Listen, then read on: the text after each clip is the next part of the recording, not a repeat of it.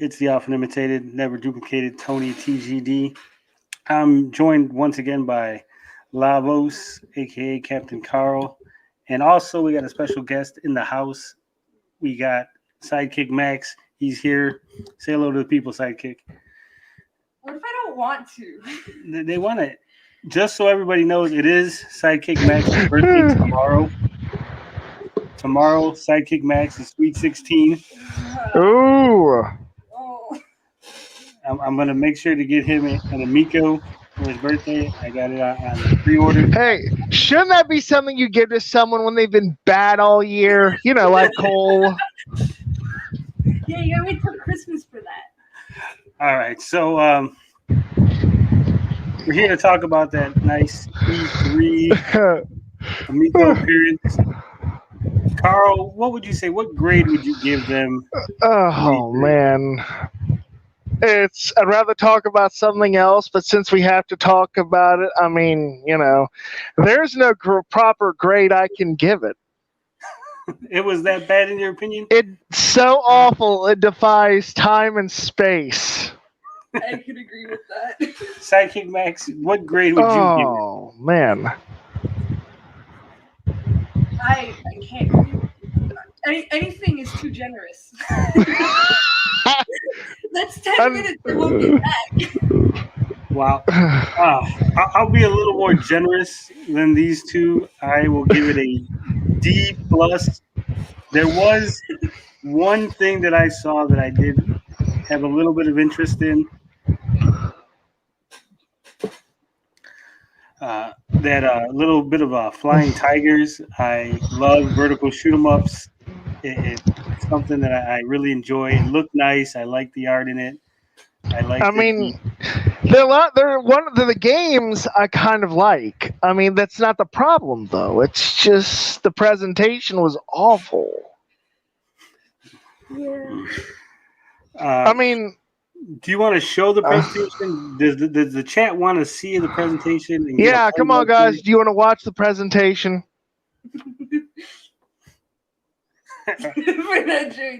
F for, I mean, you know. So are we going to watch it? Should I? Let me cue it up. Because I know everybody's dying to see it live here. All right. I mean, you know, it pales I'll tell you something, that pales in comparison to this presentation. Hearing that limited run games is going to bring plumbers don't wear ties to consoles. Looks like Beefy's not going to be able to join us. Baby Beef is wanting to play some games. It's all right. It's cool. It's chill. Real life is real life. Real life is more important. No. Yeah. You ready? Are we going to do this? I guess. Yeah, whenever you wanted to do. 9 minutes and 6 seconds. First off, can we talk about the fact that it wasn't even a full 10 minutes? They couldn't even get a full 10 minutes going. Well, I mean, you know, all Tommy did was talk about himself. I mean, what a narcissistic mule. It's okay. You don't have to worry about Sidekick Max. He has heard all the words. What a narcissistic jackass. That wasn't that bad. I think it's the right It's like me. That's all he ever did for the first minute or so, and I was like, please hurry up. All right, so let me see. Does it look better full screen? Yeah, we don't need me and Kyle on the side. We'll put it full screen. Hopefully. All right, you're gonna get the exact reaction I gave it for first. So. It is for Intellivision to be a part of this. Come on. I want to personally thank the ESA for having us be involved. Isn't it great that you get to hear me talk about myself? I just want to say he's saying that it's great that the ESA has him involved, but it's not like they invited him. He literally paid for a spot. You know, he literally paid to be there. So it's not like What? yeah, you don't. You E3 paid? is not. You gotta pay for a slot. Yeah. Oh man, that's insulting. Just turn him up. Oh. Yes.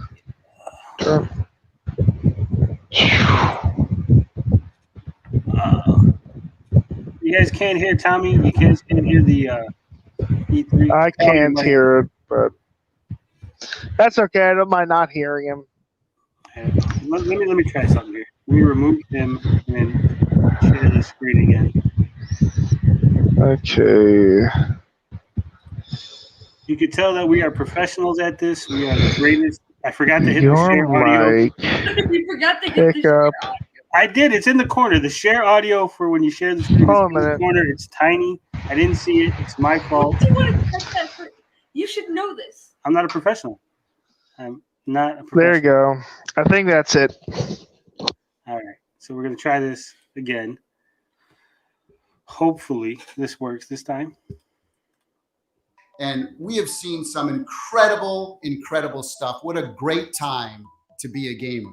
I've been in the video game industry for over 32 years and have been a part of the creative teams that have made some of the greatest video games of all time, including things like Disney's Aladdin, I'm going to stop here. That isn't me. Tommy's saying that he's helped. Tommy says that he helped create some of the greatest games of all time, right? But he didn't design anything. He didn't code anything. He wasn't a programmer, as far as I know, unless there's some hidden credits, some hidden knowledge that I don't have access to. But as far as I know, the man did audio. He contributed audio to a lot of games, whether it was through direct action or because he owned a studio that was hired to provide audio for games. Is that your understanding of the situation, Carl? Yeah, he was basically a musician, did studio musician work, blah, blah, blah, blah, blah. What is it? You know, yeah, it's... They want to see the Radioactive Man video. Maybe later, Mike. Maybe later. I'm willing to watch that. So at least the games are looking better, and he showed one way the controller actually is different. Yeah, that's true.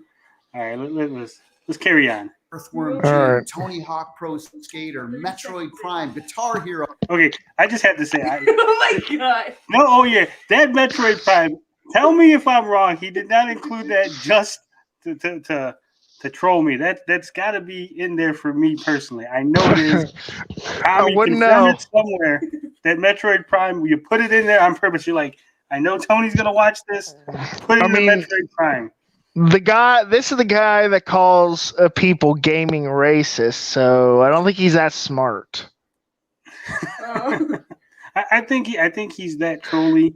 I think he would I do feel it. like he'd attempt it, and then he'd have to have like someone. I else. mean, he has called the haters disgusting psychopaths, so I mean, anything's possible.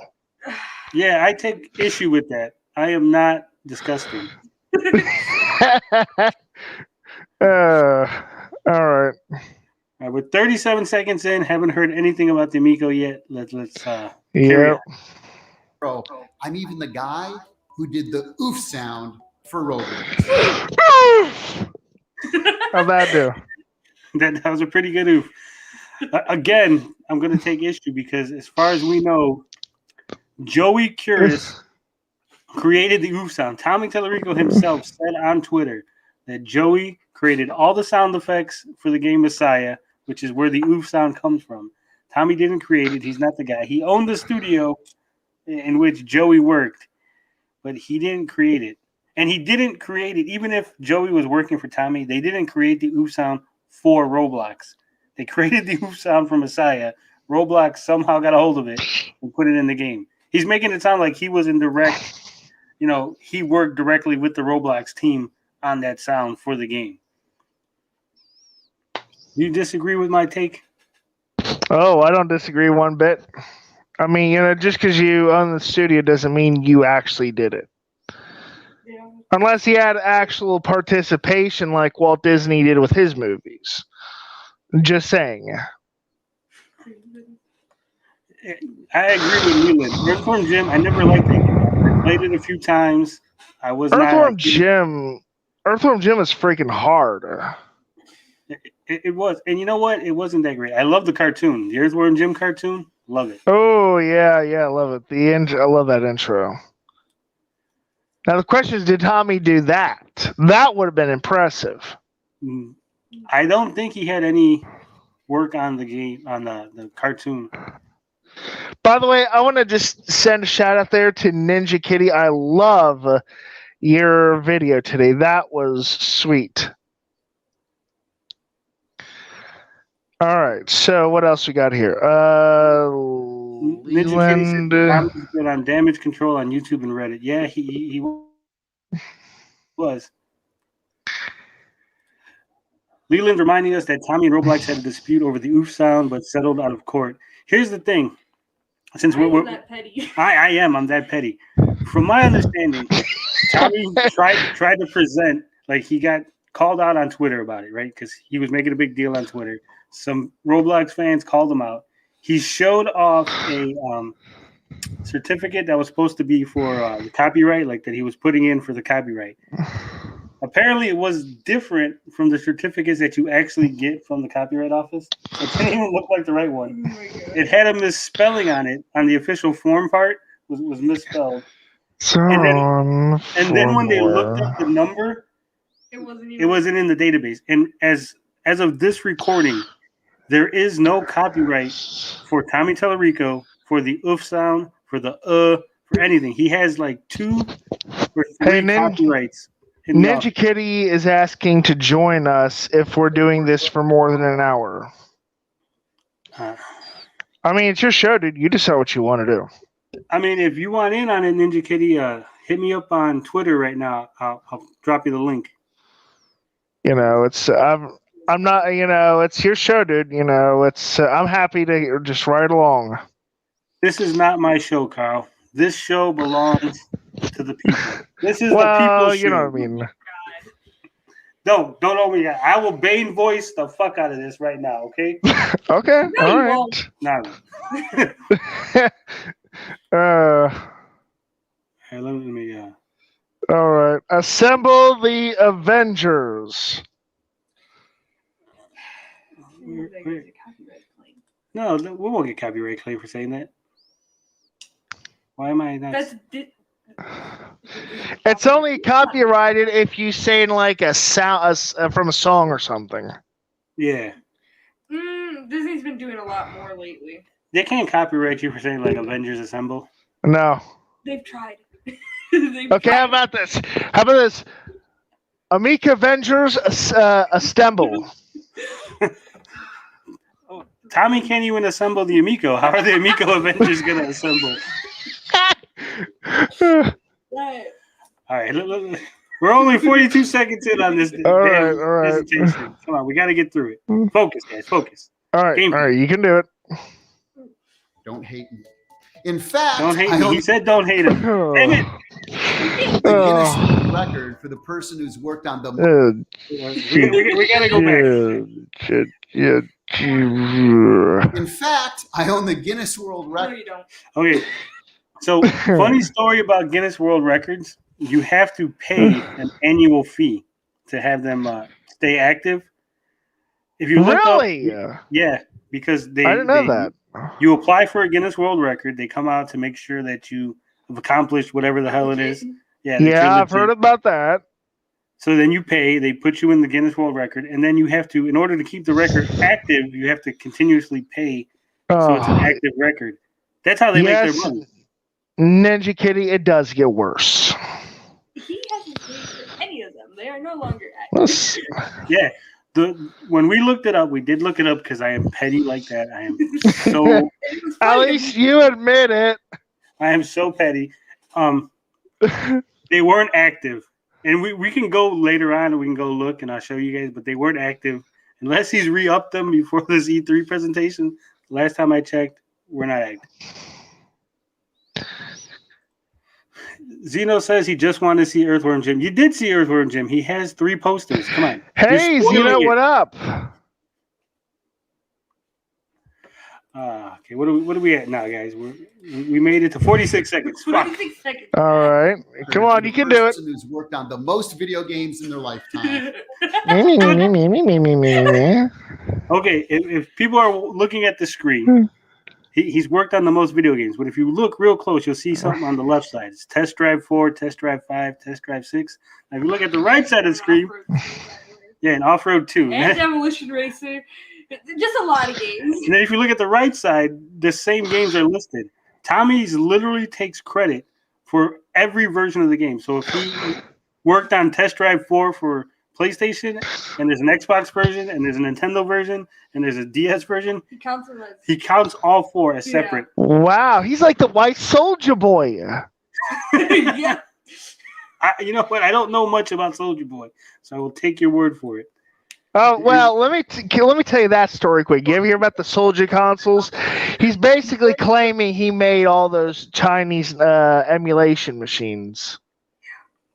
Yeah, I heard something about that. I didn't really get into it because anyway, let's move on. Video on it. Let's move on. We got work to do. My mother's very proud. But I'm here today to talk about Intellivision and our brand new video game console. Did that look evil to anybody? Yeah, it did. Right? Did it like an evil face? The only reason he has to do that is because the investors wouldn't let him talk about himself some more. So we're 57 seconds in, and we got our first shot of the Amico. It's come in like an evil Roomba. Now, Amico is an evil Roomba. And that's basically what we've designed our entire system and games around. Now this, what he's showing off is real shiny. It's real nice. The stuff that I've seen him hold on videos is so dull compared to how shiny this Amico looks. I mean, I like the black and white one. That looks kind of cool. I liked the original purple one, the real shiny. It had that like. I want to tell you a story about that. So I don't know if you know or not, but I have bad vision. So I thought the silver was gold. Oh my god! I'm not even joking. That's how bad my vision is. Not even joking. But you know what? The Amico is accessible. It's friendly. So it's for you, Carl. It'll help you. You'll be able to see on that tiny little screen. I mean, yeah, I'll tell you, man, I need a phone that's like 5.5 inch screen or larger. That's how bad my vision is. I can't deal with those tiny phones. Yeah, without my glasses, I am completely blind. Yeah. Yeah, Sidekick Max is also blind, so. Yeah, so you know about, you probably understand how I feel. How I feel then. Yep. Oh my god, I broke my glasses one time, and I had no glasses for a week. And no. Yeah. Oh, I mean, I'll tell you what happened to me. The rim of my glasses kind of broke, but fortunately, there was a place that actually fixes metallic frames by welding them or whatever. Yeah. Oh man, saving grace. But don't get titanium frames though, because if they break, you're SOL. Shit out of luck. Just say shit out of luck. Shit out of luck. There it is. Sorry, it's just I've been psychologically conditioned to watch my language around kids. Nothing personal. Yeah, damn kid. And I took that personally. When Sidekick Max was little, I used to have him go around calling his mom names. He used to go, "Hey mom, you're a bitch." Wow, that's I I mean, I wasn't wrong. Because it's funny. It's funny when little kids swear. I don't care what anybody says. It's funny when little kids swear, goddammit. Let's move on. All We're right. like 20 minutes into this video, and we're only a minute into this damn presentation. That all right. friendship, that multiplayer, that couch co-op experience. Okay, I will stop here. I want to stop we here didn't and make have a the internet point. to play video games, so You remember when you got consoles when you were a kid? When I was a kid, I had Yeah. played every sort of game, and I didn't turn into a raging serial killer once. True. I mean, not just once. Are you saying you did it multiple times, Carl? Yeah. Well, Are we confessing to I'm multiple not saying murders? anything. I'm not saying anything, you know. And but no, it's just the way, and that's what really frustrates me about the whole safe thing, that they make it sound like if you play role-playing games and fighting games, you're going to turn into the most evil human being alive. Yep. Yeah. That's pretty much what happened to me. I was a good kid, and then I played Final Fantasy, and just went all downhill from there. Okay, Don't so use that as a big Levis picture on kids. wanting to do any harm. I mean, you know, every time-devouring tentacle monster has to take a break. You know, it's just how things are. Let's press on. Jesus. Yeah. All right. if you wanted to play with somebody else, you went over their house, or they Why not came play over with to your house. yourself? That's not true. If you wanted to play with someone else in the 70s, you would tell your mom to make you a brother or sister. You'd say, "Mom, brother." And then oh 9 months later, the stork would deliver a baby to your house. That's how Yeah. babies do. They come in storks. The stork Yeah, flies, totally. drops the baby off. Totally.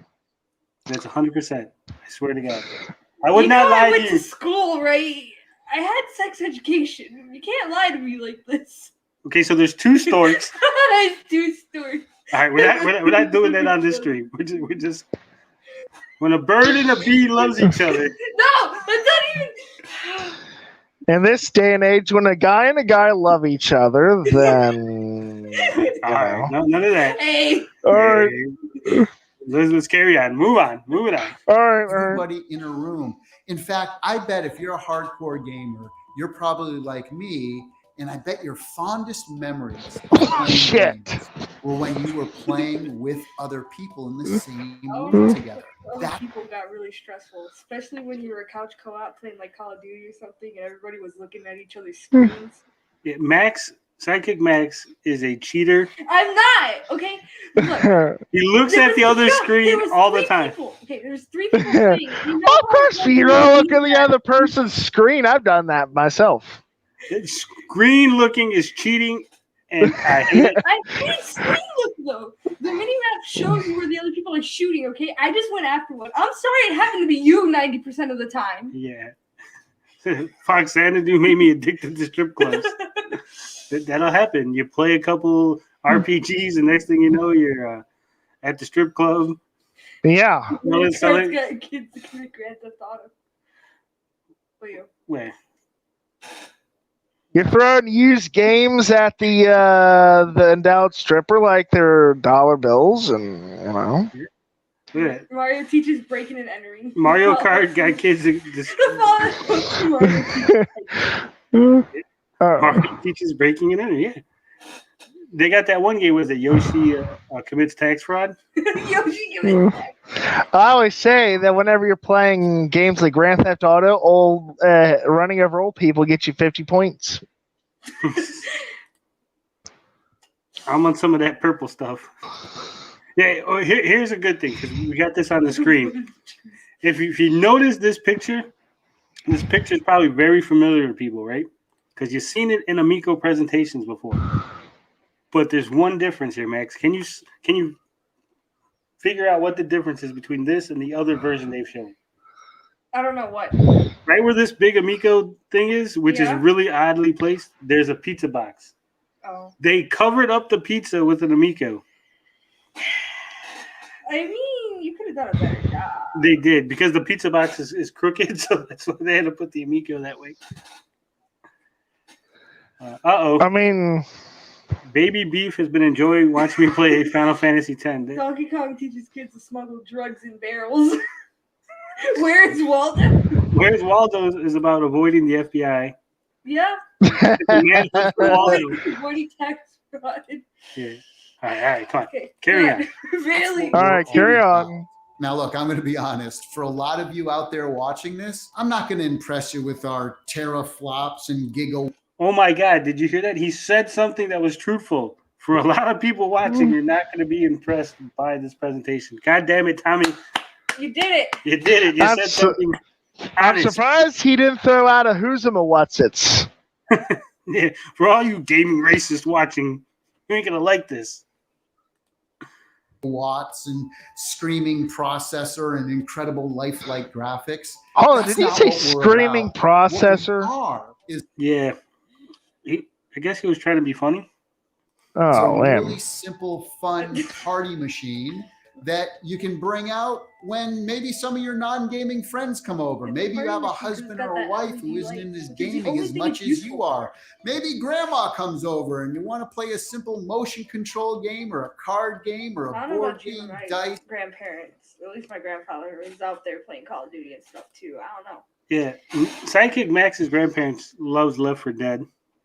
Really? And I don't think, yeah. I don't think grandma's coming over. She'll be like, hey, let's play some cornhole. I wanna go over to your house. Please. Kevtra says that's what Jackbox is for, Tommy.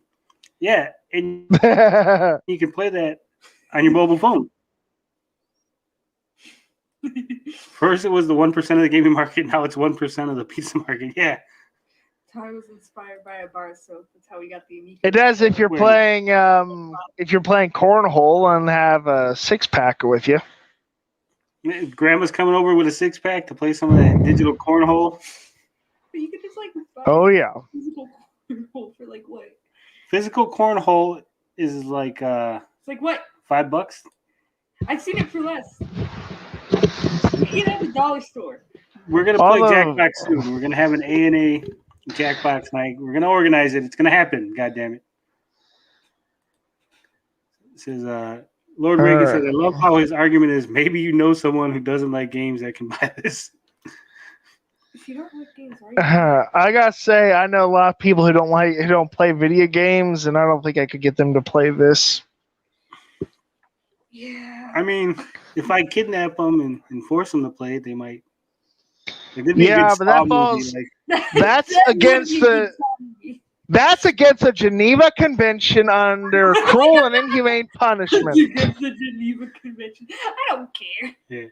could you imagine? Would you like to play a game? And then it's like the Amico comes out, like, No, no, anything Saw but that. 7. No. Whatever it is. See, all of our games are built around fun and simplicity. That's the most important thing for us, and gathering people in a room together to do it. Here at I Intellivision, don't know. we've I have assembled. ADHD. This would not entertain me at all. All right, so looking at these cards for the people that have been in the industry for many years, you see like 30 an years, incredible, 30 years, 25 years. passionate team of. If you know anything about some of these people, they've actually not been in the industry for a while. Like they've been out of the industry. Like Tommy himself hasn't actually been in the industry. Like I guess he counts from when he started until today. Like every day he's just in the industry. Once you're in, then you never get out. Yeah. So technically I've been in the industry for 3 years. I have 3 years of video game industry experience. And I have a credit on Moby Games. Just can't take that away from me. Nice. Me Okay. and Tommy are like contemporaries. We're in the same industry.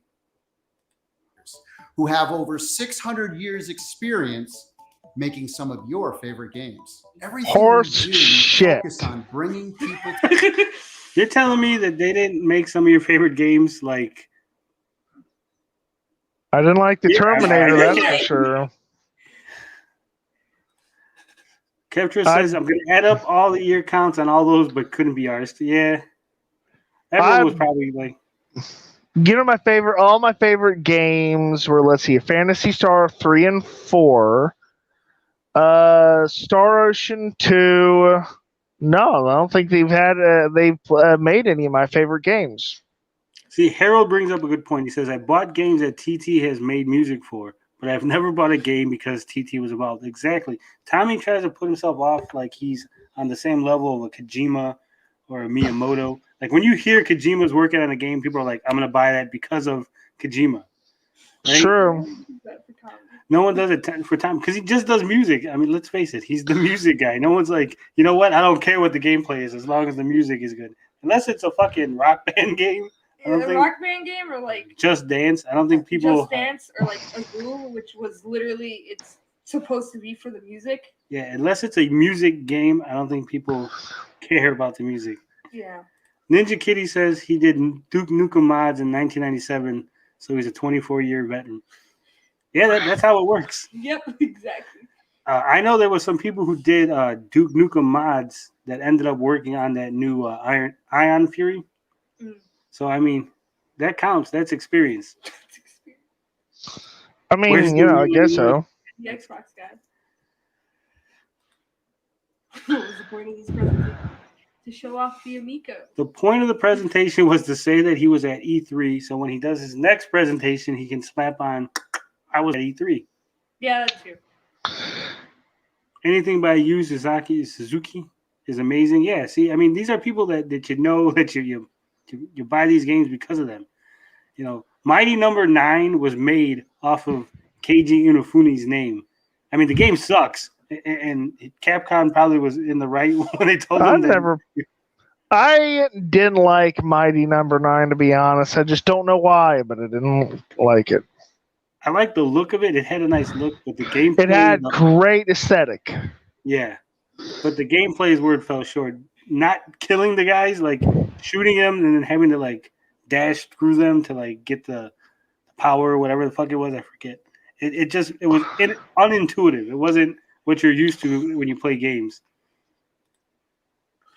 And even as far as gaming music composers, Tommy is no Yuzo Kojiro.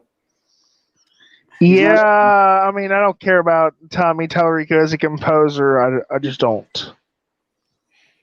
Don't lie, Carl. You're a hater now, Carl. That means you have a shrine dedicated to Tommy.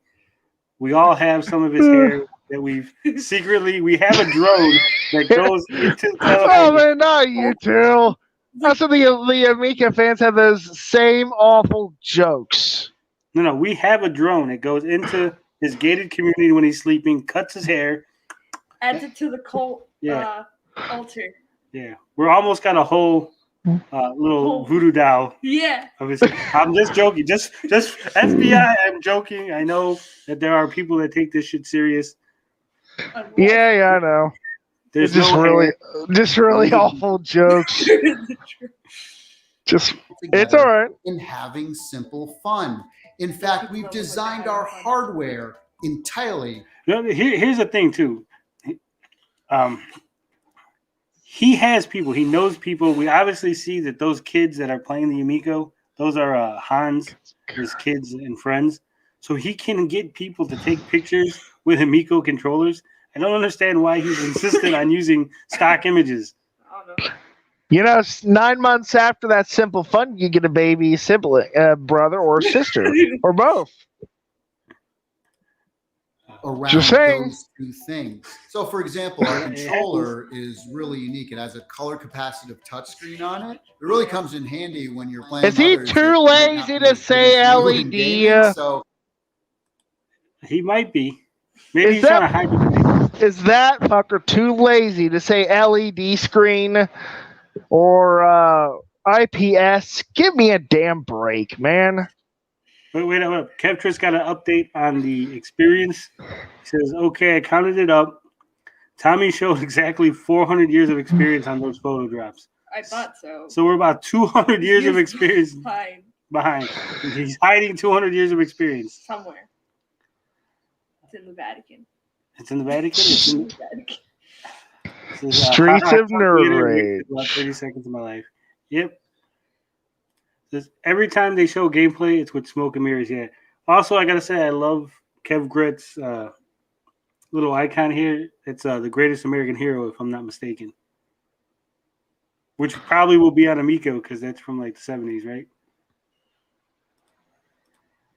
It's a great way to give them little hints. For example, here in Shark, whoever's in last place, it will vibrate because we have Haptic as well. And then it shows the color of the clan it's going to release. I'm just saying, everyone's A gonna vibrating controller. Yeah. A vibrating controller. That's gonna be really popular with the ladies. No. If you can't turn this off, if you can't turn off this whole helping the person who's losing, right? I mean, that would piss me off. If I lost because they were giving hints to one of the other players because I'm just better than them. That would really suck. Yeah, why would I even play? I tell you, when I was a kid, when I was younger and playing games with other people, it would really I hated it when people let me lose. Let me win. I hated it. Yeah, I never let Sidekick Max win. You know what the I hate it. It's when the gym teacher joins the other team. Yeah. Like, it's that. Because I've had that happen. And it's... I beat him Game anyways. clues, Liz, live and timing. It's first proof it can do something different. Debatable if it's a good idea. Yeah. I mean, it's different, all right, but... Here's the thing. Like, it is going to be so infuriating because somebody's going to be in last place. But that doesn't mean that somebody's that much worse. Like, if last place is only, like, say, 5 points behind, right? And they're getting these hints by only being 5 points behind everybody, and then they win. The controller's like plastic and stuff, so you're gonna hear it vibrating. Oh man! You're just gonna look at their controller. Yeah. Also, you could just look over and be like, "Hey, the pink one's lit up." Like everybody has to swarm. Everybody sit on the opposite sides of the room. Don't sit too close so you can't see my controller lighting up and giving me clues. Hey man, you look at my controller. Stop that. Yeah. Instead of looking at the screen and getting upset, we're gonna be like, "Stop looking at my controller. Why are you looking?" I'm not looking at your controller. You're just making that up. Are you going to accuse me? Yeah, exactly. Oh, you're just making that up, dude. I'm not looking at your controller. People are gonna have to. You have to take your controller to the bathroom. Like, hold on, pause the game, and then take the controller with you. They can't look at it. It's monopoly. And the way some people drop their phones in the toilet, I can only imagine how many of them drop their controllers in. Yeah. That fucker better be watertight. That's all I got to say about it. I doubt it. Yeah. Now, okay, this is an interesting story. One day we got our Wii control, one of our Wii remotes wet, and we dried the thing off. It was fine. Yeah, those things are. You know what? I've never really played the Wii. Max has it. It's in his closet somewhere. So we're one of those Wii owners that have a Wii. We've been waiting for the Wii 2 to put in the closet next to the Wii. And you have one. There is one. It's called the Wii U. Yeah, we skipped the Wii U. Yeah. The Wii wasn't that fun anyways. The only thing that was fun was like one bowling game and then Wii Sports, which wasn't even my dad uses it for exercise, so I have it in my room. I say, "Hey, Dad, you gonna play in your Wii and just let him play with it until he's finished." And there you go. Yeah. All right. Let's see this comment here. This is a good comment. It says, "Geek Getaway. What I don't get is didn't big time YouTubers play the Amico 2 years ago and talk very well about it?" No. Okay. This is huh? Go ahead, Carl. I think Lord Rakin asked a question. Can you connect a Zune as a controller? No. All right, but back to this right here. 2 years ago at E3, there was a behind closed doors invite for a couple of big time YouTubers: Metal Jesus, Riggs, Kelsey Lewin, and who's the other one? Or Metal Jesus to his Hispanic buddies. Yeah. So they went and they played, but if you listen to what they said, it's very clear that they're not playing on an Amico. They were playing on a prototype unit that was unfinished. They weren't allowed to say certain things about it afterward. And they pretty much were just like, it was fun, and that's the end of what they said. Metal Jesus, I don't think he's made a single video on it. He has Riggs not made couple a... of videos. Riggs is more excited than Metal Jesus, I think. Metal Jesus is too big. I mean, look, I don't dislike the guy or anything. He's an influencer and thinks like one. That's all there is to it. And I'm not saying the guy e-begs. I'm just saying he relies a little too much on being an influencer. So he would probably say yes, maybe. Just for the thought about getting one. But I don't know. Kelsey's never mentioned it that I've seen anywhere. Kelsey does not do very many videos. Kemptress is saying he thinks that they were. No, she doesn't. But Kemptress says he thinks they were using their phones as controllers in 2019. I get some people said that they've used their phones. Some people said that they were actually using controllers. I haven't gotten any solid proof one way or the other. So, but I'm probably leaning towards they probably were using their phones. Metal Jesus. I don't know about that. I'm not convinced he's an e-beggar. I'm just, at least now John Hancock, he's like the king of the e-beggars. His Patreon account even has e-beggar written all over it. Well, at least he's upfront about it. Let's. We got almost 7 minutes to go. All right. Next big bonus pearl. So only that player will get that information. And also having a screen on every single controller gives you a lot of really cool and unique abilities to do game designs. So he says that having the screen on the controller gives you unique abilities. He then proceeds to show cell phones and not the controllers. For example, everybody has their cards. You can hide it in a game like Spades. And here you'll see it on Farkle. Oh, this is great right here. This Farkle moment where they roll the dice. Yeah, this is one of our pack-in games that you get free on every console. You can shake it and you'll feel the shake the dice. We have haptic feedback. And watch, you pour it out, boom, and the dice will pour right out. Like onto 3 the seconds screen. later, the dice come out. Motion controls are also really important. Tom was a little early on his boom. Gamers. So a lot of our sports and recreation, for example, will use that kind of motion control. You'll see here.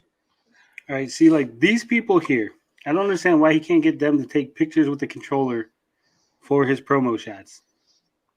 That is a good question. Throwing the bag into the hole, by the way. Now, why they would show this angle that she's playing cornhole, presumably it's working, yet they're like, you know what, stand in front of the TV so we can't see what's going on. Also, she's the only one standing, and it makes it very awkward. Because you could probably play it sitting down. You probably could. Because, you do that with the Wii. Just Dance on the Wii, you just moved your hand. But if she sat down, she would block the screen. Yeah. This is another game that comes free on every console.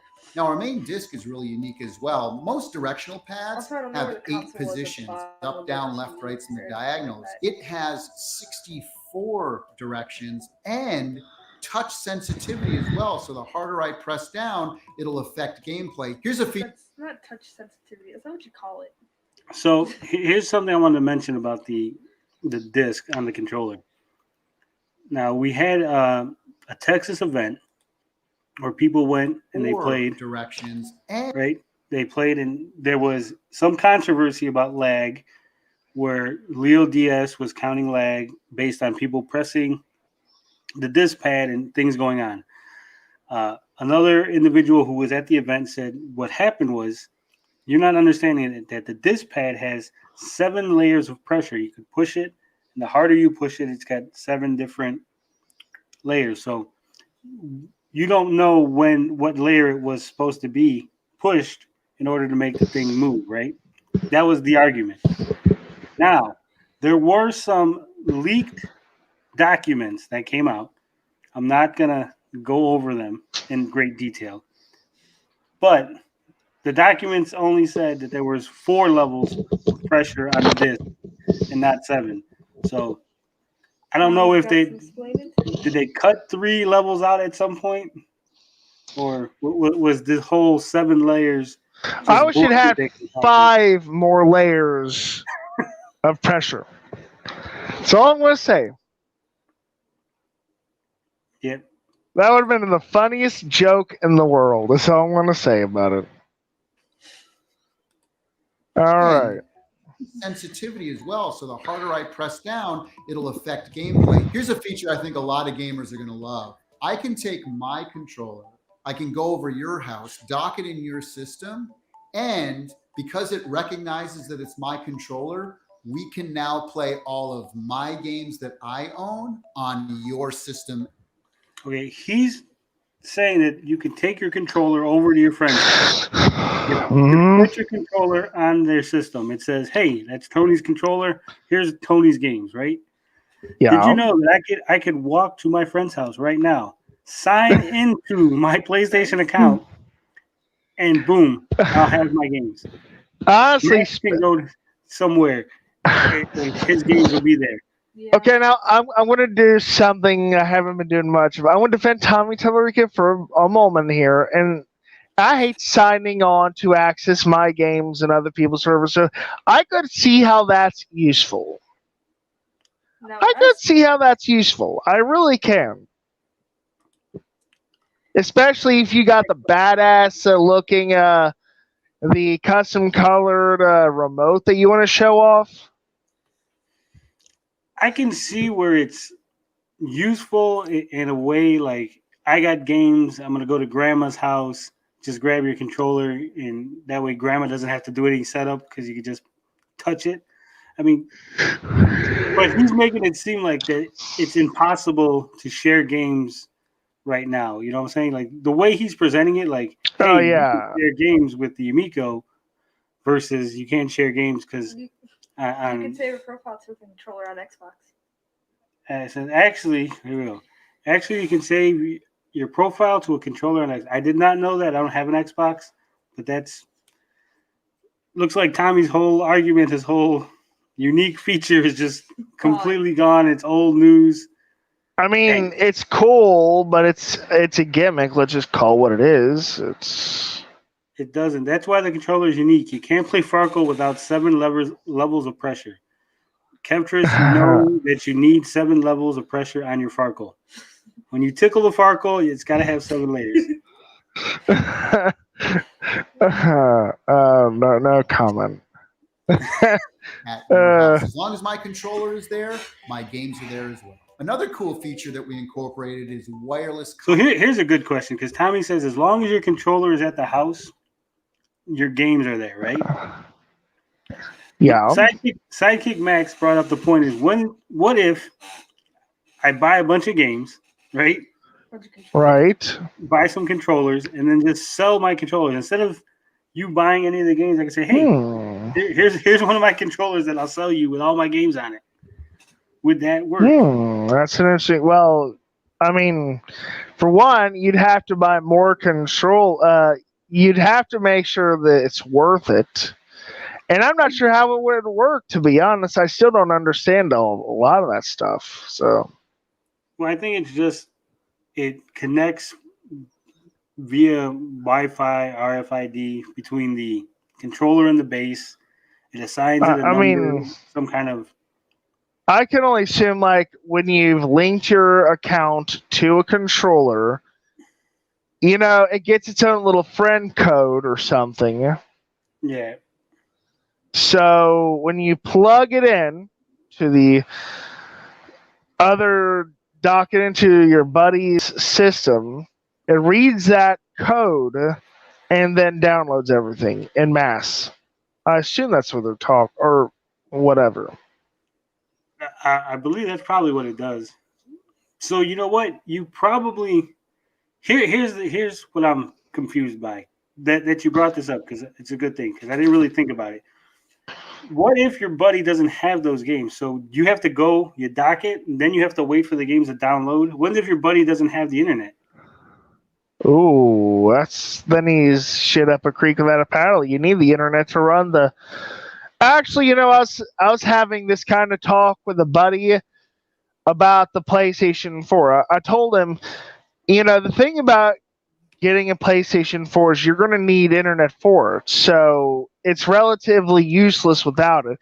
So, and I want to make the same point here. The Amico is useless without internet. Yep. Says Capture says, my theory is you would enroll controllers and put them in your account, but I don't know what prevents you from using 2 or more controllers to carry your games elsewhere. Yeah, that's what I'm saying. Like, what would prevent me from saying, hey, give me $10, right? Mm-hmm. Like Carl, give me $20. You buy a controller, or you bring one of your controllers to my house. I'll connect it to mine to pretend like it's one of my controllers, and then you just have all my games. Now I just gave you 60 games for $20. I mean, and he really needs to address these kind of concerns if he's legitimately serious. Or at least explain it in a way that, it's very clear what's going on, what is happening behind the scenes. He's got some spanning to do. Yeah. All right, let's carry on. All right, yeah. Charging. So once you're done with your controller and your game's over, you just dock it right back into the base and it charges for you. Another unique feature of Amico is that we have interactive LED lighting. I hate LEDs. Yeah, here's the thing with me. Like my consoles are out. You can see them where they're at. But I know a lot of people like to put them inside, their entertainment center, away from sight. They don't want them sitting out on the table. So you're going to have wires just like it's going to be sitting on your table, and you're going to have wires to your TV just going everywhere. It doesn't seem very safe, especially with little kids running around. I'll tell you one thing. Bomb Squad uses the whole console, not just you're just using a controller to play. You're using the whole thing, as I recall Tommy saying. So yeah, it could be a bit of a problem. How are you going to do that when your system, if I ever got it, I would have to figure out what to do with it, because it's like you said, my consoles, I keep them in my entertainment center. Yeah. All right, so Beefy says that you load up your RFID profile keys to controller. You can't play them on your console until you bring your controller back. So there you go. If I go over to a buddy's house, right? Mm-hmm. And I take one of my controllers so my buddy can play my game, does that mean Sidekick Max cannot play? That'd be kind of shitty. Yeah, I was thinking about that. So either way, it's either shitty one way or shitty in the other way. Yep. Yeah. Probably the way that Tommy Talarico wants it. The shitty way. He's holding 2 shits. Maybe we found the 2 shits, guys. That's the 2 shits he's holding. Some people don't give a shit, and he wants all the shit. So Sidekick Max didn't hear this one, but Tommy told somebody that he's going to be holding his 2 shits.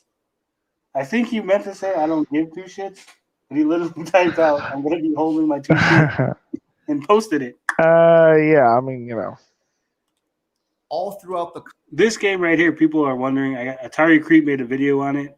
It looks very weird because these hearts, the little flag, I have no idea what's going on. Like they don't look like they match what's going on the screen. Like they look like they're literally sitting on top of another image. Yeah.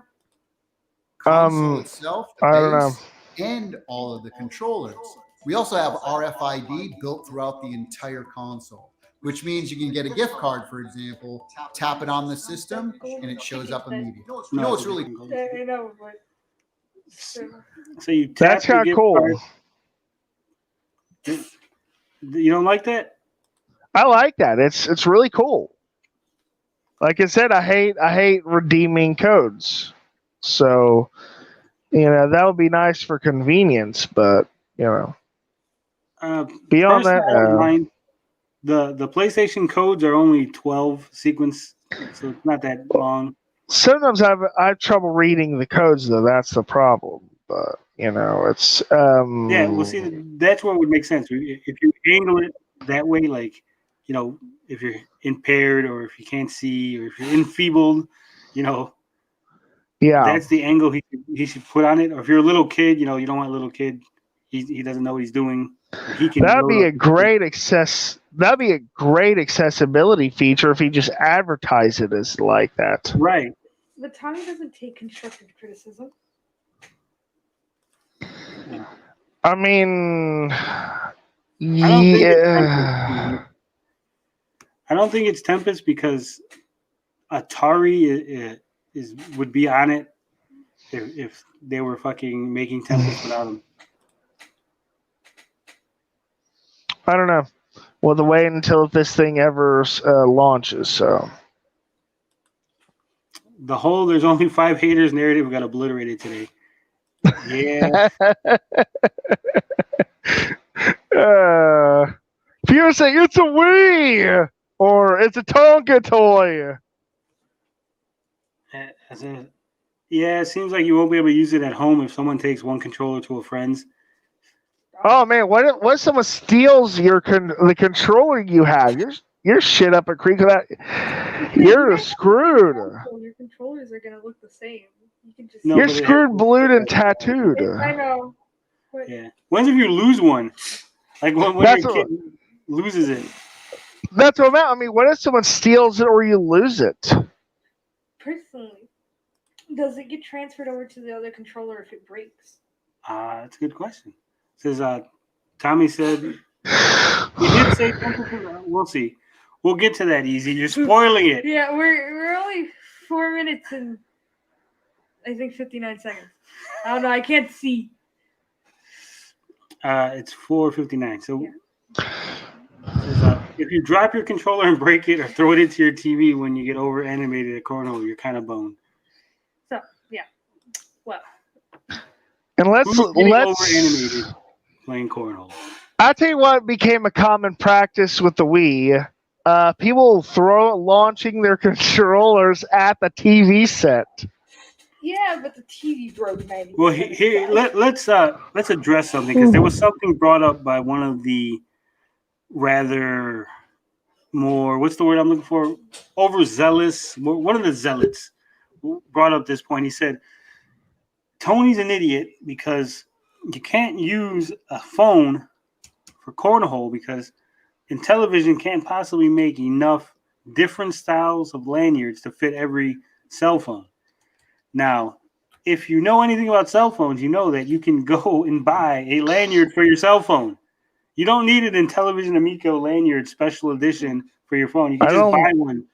Every phone, every version, every style, you can go. You type in your phone. It's like $5.99. You get a lanyard. Depending on what it attaches to your case or to the headphone jack, and then it wraps around your case. See, there you go. It either attaches to your headphone jack or your case. They even have the little like sleeve where you can put your arm in. Yeah. If you wanted that version. Pop sockets and stuff. Pop sockets. See, it's not. There's a lot. So yes, you can use your cell phone to play cornhole. Yeah, you most certainly can. Why can't you? Do have lanyards. You don't got to buy an Amico lanyard. Well, that was the argument was because you can buy an Amico lanyard for your cell phone and you'll throw it into the TV and break it. I mean, hold your phone. That's a different problem. Yeah. All right. Let Amico Power Glove confirmed. Tommy loves the Power Glove. It's so bad. They do have Amico controller lanyards. You can actually buy lanyards for your Amico controllers right now at Intellivision.com. Not a sponsor. Not a sponsor. Cool about having the focus be people playing together. I'll give you an example. Astro Smash is a 4-player game. I'm pretty sure I've played At that any game point during the game, somebody can pick up a controller and just hit the ship they want and go right into the game. Hey, I just caught something. He did not say that it was a pack-in game. Now you're being nitpicky, Carl. Yeah, I guess so. But here's the thing. He's advertising this feature that you just pick up your controller and at any time jump in the game. This is a thing that exists already on all consoles. This is pick up and play, drop in, drop out gameplay. Lego has it. Minecraft Dungeons has it. Minecraft has you right. Almost every modern multiplayer single screen. I don't want to say single screen. What am I looking for? Split screen multiplayer games. They all have this pick up and play, drop in and drop out gameplay nowadays. It's like almost standard. So he's advertising a feature that exists that you can have on other systems. It's not unique to the Amico. Any point.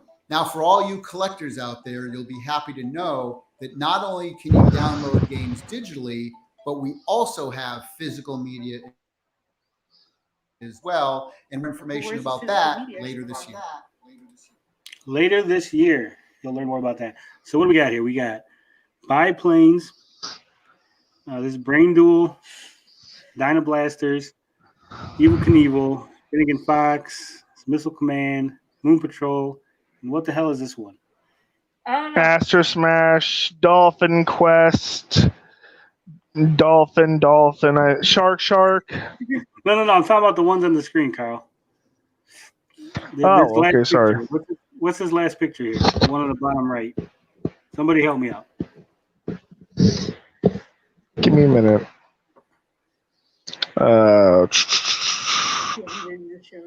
So the one on the bottom right.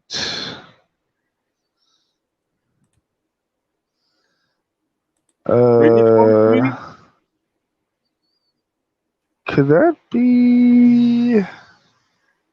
The only thing I can think of is maybe Rigid Force. Maybe. It's either that or Space Strikers. There could be Space Strikers. That we'll find out eventually, someday. Now, here's something I think a lot of gamers are going to appreciate. We don't allow any loot boxes, in-game purchases, in-app advertising, or paid downloadable content. But I don't appreciate that. He's wrong. I don't like loot boxes. I don't mind microtransactions if they're just cosmetic. Sesame Street, yeah. That last game was Sesame Street. Thank you, Bisco. You figured it out. Yeah, if it's cosmetic loot boxes or cosmetic microtransactions, I don't mind it. Some people do. Personally, I don't. But DLC, as long as it's quality DLC, I don't mind it, and I rather have it. I'd rather have Spider-Man DLC for $5-10, get a couple more levels, some more story, than have to wait a year to get a new game. Yeah. Like I was telling Max, you got 10 levels. You got 10 levels on skiing, right? Then you got no DLC, so you got to wait for Skiing 2 to get 10 more levels. But you can't play the original 10 levels because those are on Skiing 1. And if you put them in Skiing 2, then what was the point of having Skiing 1 to begin with, right? But how Horizon Chase Turbo was. Yeah. So either Skiing 2 is going to have 20 levels and you're screwed, you wasted your money buying the first Skiing, or you're going to have two different games with 10 levels that you can't play all 20 at once. You have to go back and forth. Instead of just having one Skiing and having downloaded content, Skiing Season 1, here's 10 more levels. Season 2, here's 10 more levels.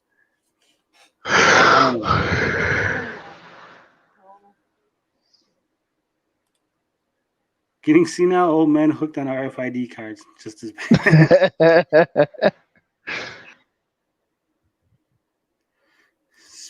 Space thumbtacks. Yeah, they did change them. That blue one do look like a thumbtack, though. Yeah. I think it was just the way I paused it. I paused it perfect for that thumbtack look, which is a lot better than what they looked like last time it was shown off. So, what we do have is an online leaderboard system for most of our games where you can. Did you hear that? No, he said an online leaderboard for most of our games. So there's still going to be games that don't have the leaderboard for it. So you don't get any of the DLC, none of the loot boxes, none of the microtransactions, and you don't get the leaderboard because it's only for some games. Man, that doesn't sound fun. Yeah, and I don't know a lot of people that are into high score chases. I mean, everyone's now into the no death runs, speed running. Yeah. High score Going chase there and is decades old. It is. Billy Mitchell pretty much put an end to all that when he allegedly, quote unquote, cheated. Don't sue me, Billy. Billy sues everybody. I know. He sues everybody. I know. I mean, allegedly. Allegedly sues it. God damn it. Someone edited. Cut this out. I'm moving on. Scores against your state, your country, the world, or the month, the year, and of all time. And I thought those he was gonna scores say tie into our universe, achievements but- as well. The So if you have the I high guess the score at month. the end of the month of your country, we're going to email your certificate that you can go print out and hang You're not on even your gonna wall. get like Now, as we all know, the most Yeah. He's going to email you. What if you don't have a printer? He's going to email you a form, right? Yeah. That you can print out, Yeah. which means within the first month, They're just gonna be printing those things out. yeah, that form is going to be online. Everyone's going to be able to just put their name in and print out the form and be like, I will look at it. I got the fucking certificate. I must be the greatest Astro Smash player ever, right?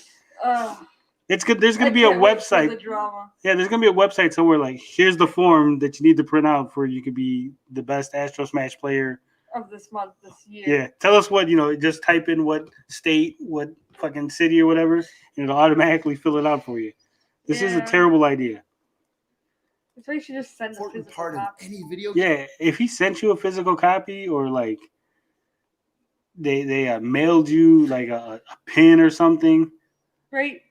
One time use pin, by the way. You gotta make sure you can't print more than one. Yeah, or a certificate of authenticity, something to actually verify. Something. But no. He's gonna email you a printer. He's gonna Wait. I figured it out. Tommy is actually in the business of selling printer ink. He's going to convince everybody that they need to make these certificates and print them out, and then he's going to sell you the ink at a markup. Hey. Amico ink. Actually, and big company don't want you to know this, but you can actually buy refills for your little ink cartridges. You can buy a big bottle. Oh, don't do that. Don't do that. Don't do that. We've done that route before. It don't work. Because you haven't done it right. No, we did it right. It just doesn't work. It also depends on the cartridge and stuff. See, 56K Warning got it. Amico inkjet print is coming. Not inkjet. Big shout out to Los over here. He says, do not buy this product.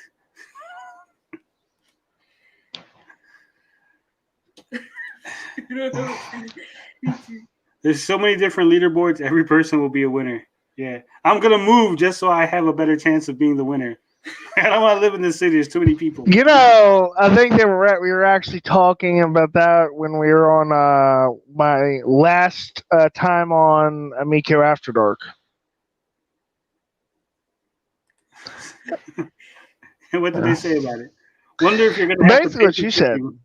What that you could asking about. Actually, it was Pete who was asking about the leaderboards on his video, and we were talking about it. Anyway, yeah, it's I gotta wonder the specifics of how the leaderboard score system is going to work. I want to know if you could use a VPN, so you could be like the high score of the moon. NordVPN got you. And is there competition in your area too high? Use NordVPN, and you can get Amico VPN, bitch. Where's Pete? You know what? If any of the Amico fans, I'm not going to call them shills. If any of the Amico fans are watching and they want a spot on the show, hit me up on Twitter. Send me a DM. I'll give you a link. You can come in here and let us know why you think it was a good presentation or whatever. Pete can come on. I promise, I'm not going to destroy you. You know, we're going to be respectful. Yep. Built-in printer. The next delay, he's waiting on chips for the printer. That's what it is. He's got PC load letter. He has a PC load letter problem. That's why he can't ship the Amico. NordVPN and Amico collab. Yeah, we've cracked the code, guys. We did We've it. done it. Yep, by golly. I'm going to be the #1 Amico player at Bikini Bottom. Game system are the games themselves. They all have to be super fun to play. And that's where we really, really shine. In Oh, fact, they don't all look of super our fun to play.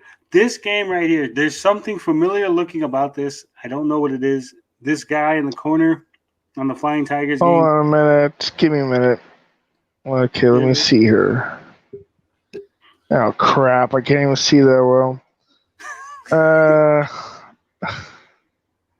Ooh, the Flying Tiger. This is the vertical shoot 'em up. This is the one that I thought looked pretty good. Yeah. There's something about that art, and the guy in the corner. There's something about it. It has a aerial fighters like a Capcom or a Psycho art style. There's something about it, something familiar, and it's driving me nuts. And I don't want to find out that this is a game that is available on other systems. Our games on our system are highly curated. All of them contain a single and multiplayer or couch co-op mode, and All of them have single player or couch co-op, Nice. which would be nice if they were built from the ground up that way. But when you literally have games, that you're porting from other systems and then tacking on multiplayer, that's not good. Oh, man. Also, we're getting another shot of Snafu, which hasn't been shown in a while. Isn't that just Snake? It is multiplayer Snake with colorful snakes. Right. all the games on our system are exclusive or contain Okay, this right here I thought was funny. Can somebody tell me why in 2020 Tommy Talarico is showing off a clip from a game about a man throwing bombs and the man is wearing a turban? That's way out of touch, yeah. This right here should have never got past the quality assurance. How in the world and the turban wearing community isn't making a fuss about this? They probably no one notices. No one's paying attention to these games. Maybe he's a mummy. Hey, turban wearers, come on, people. Oh, holy shit.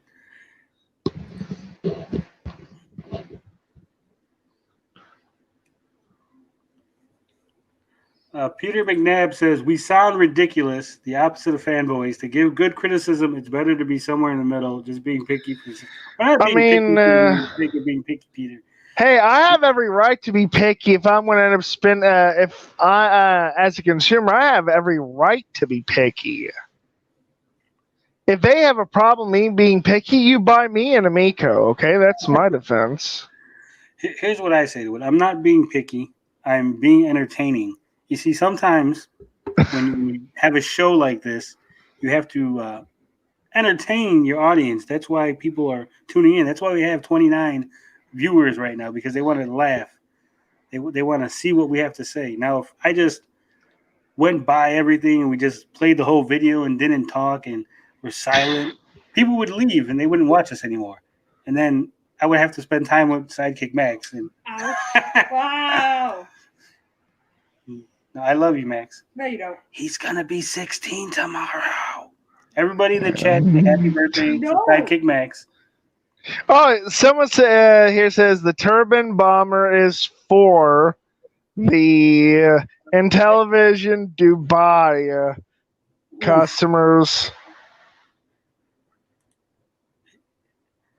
I don't know if he's insult. I don't know if this was accidental.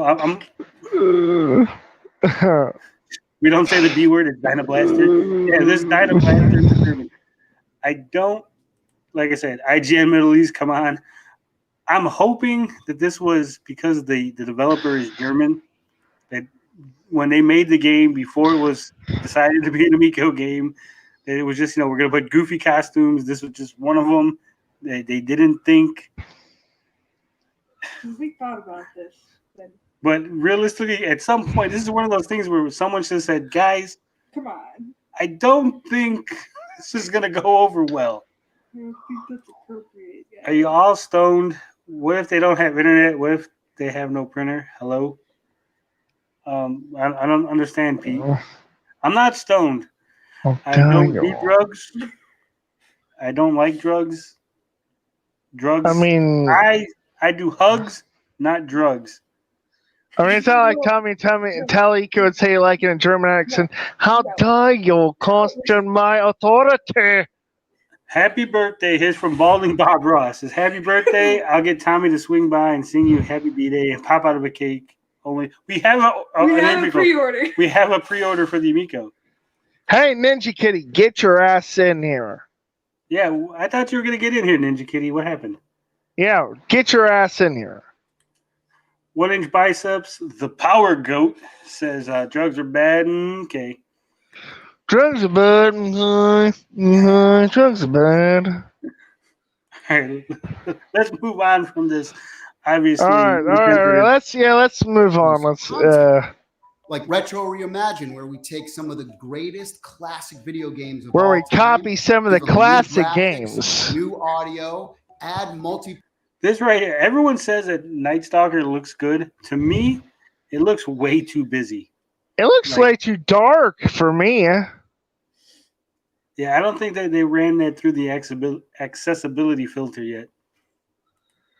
Player and couch co-op. Some of the things we have, for example, 12 of the best games from Atari, like Breakout, Asteroids, Tempest, Missile Command.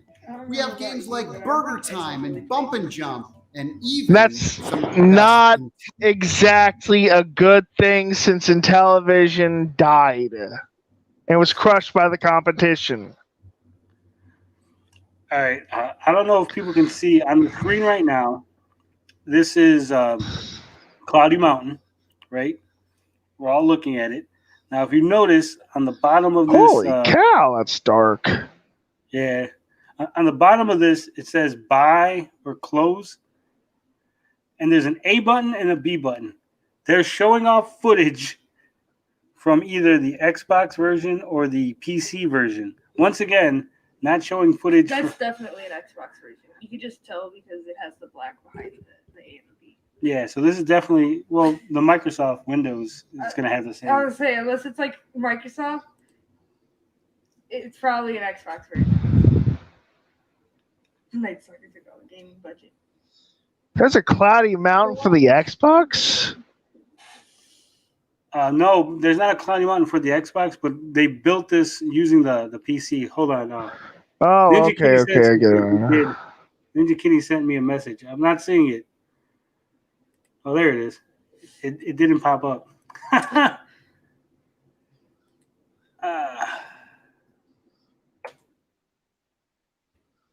There you go. Ninja Kitty has been sent the link. Yay! Hooray!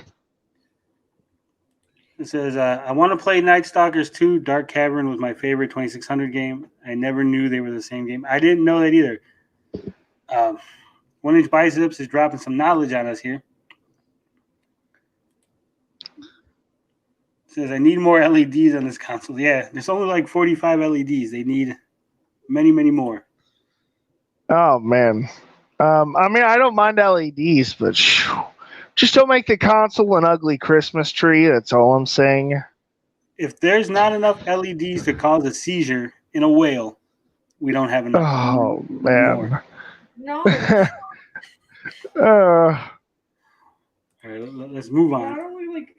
Television games from the past, like Cloudy Mountain and Night Stalker. We have edutainment titles for kids 7 and under. Once again, hardcore gamers hate edutainment. And these are the web games. They're not even new games. They're not even new versions. These are literally the web games You know, if he's going to bring over games, there's a web game I want him to bring over, Border Patrol. I've never heard of that one. Hey, you guys But, can you hear me? Yo, We can what hear you. up? Ninja Kitty is now on the stream. He's in the house. Good stuff. Welcome. And I swear, every time he talks to you, it sounds more manlier every second. Okay, thanks. Don't know what to say to that. All I right. think I gotta hold on. I gotta pop up Ninja Kitty's mic.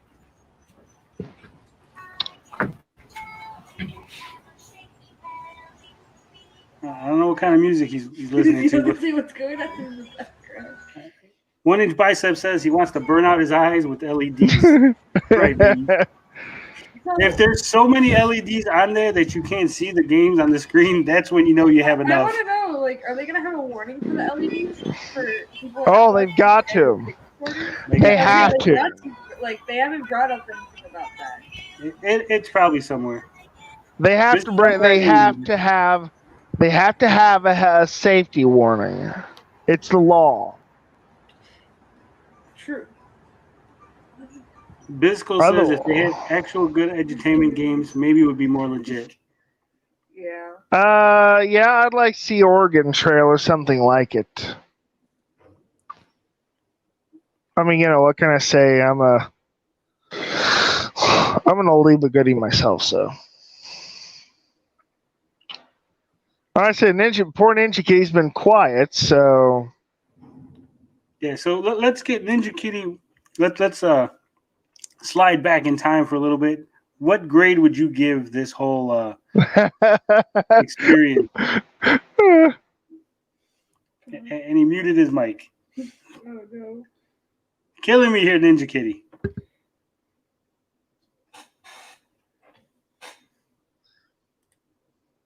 Says seizure warnings on LEDs, and the LEDs are known to the state of California to cause cancer.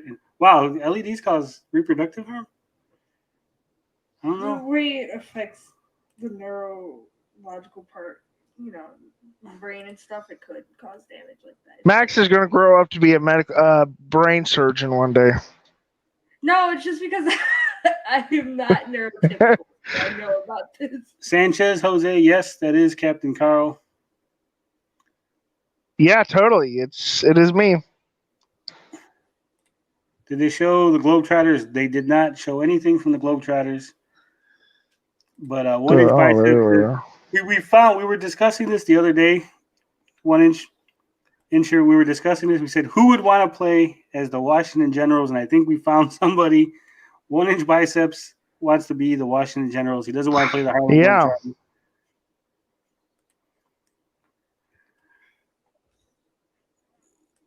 Says Ninja Kitty's stealthy because a ninja has to be stealthy and quiet. Ninja Kitty is quiet. Perhaps too quiet. Says Kitty got a notification from Office Depot to pick up his Amico ink cartridges. All right, we're going to move on in the presentation. Things like Sesame Street and Care Bears. Now, our original IP category contains brand new games that we've created, a lot of times around our unique controller. Some of those games are platformers like Finnegan. He didn't create Finnegan Fox because that's Fox and Forest, so it wasn't built around his unique controller. So that was a lie. Fox, Bomb Squad, Space Strikers. Again, Space Strikers was created prior to the Amico. It was created on PC, so it wasn't created around the controller.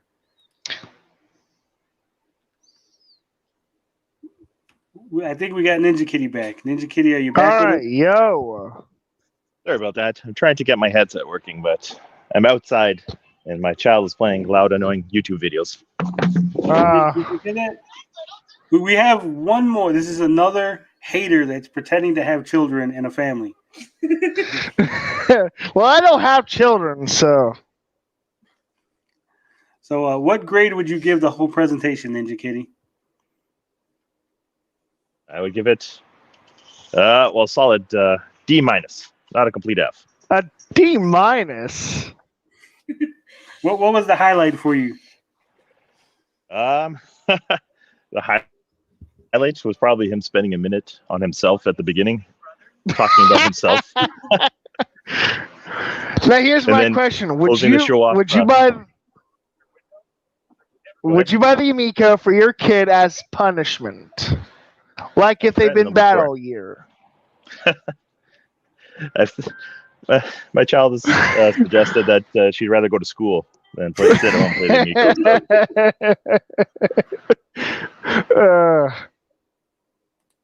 All right. My little one, she might like it because it has glowing lights, but that's about it. Nintendo Rocks Forever. He says that he loves the Amico. Now, Nintendo Rocks Forever. I'm not sure, but are you a Nintendo fan? I'm sensing that you might be a Nintendo fan, maybe a fanboy based on your name. I mean, if you like the Amico, that's cool for you. Would never tell anyone to not buy it, but I would urge you to wait until it launches before buying it. Pigsy Abacus says, I'm playing the medium on Xbox. I poop my pants. The game is scary. I heard that game was getting blocked in Australia, so I'm surprised that you're playing it, unless you're playing it illegally. Or they changed their mind. Oh, it's Australia, so anything's possible. Bisco says, buying your kid an Amico is abuse. They're going to have a hotline number to call. Santa's going to have a workshop where he specifically makes Amico consoles.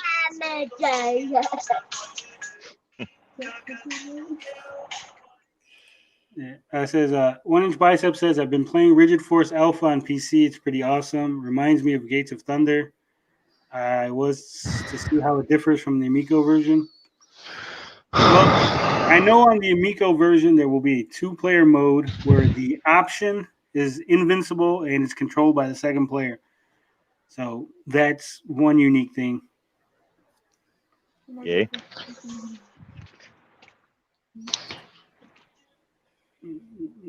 Oh, so it wasn't blocked on Astra. It's good to know, Pigsy. It's good to know. I got to probably update that article that I did about it then. All right, let's move on. Let's Flying Tigers. Best part's about to come up. And we At a press even play. got the original Echo the Dolphin team to create Yay. our new title called Dolphin Quest. This game right here actually looks really good. I never liked Echo the Dolphin. I liked swimming around and jumping out of the water. I never actually liked playing the game, like doing missions and stuff. That was the best part of the whole game. I'm not going to lie.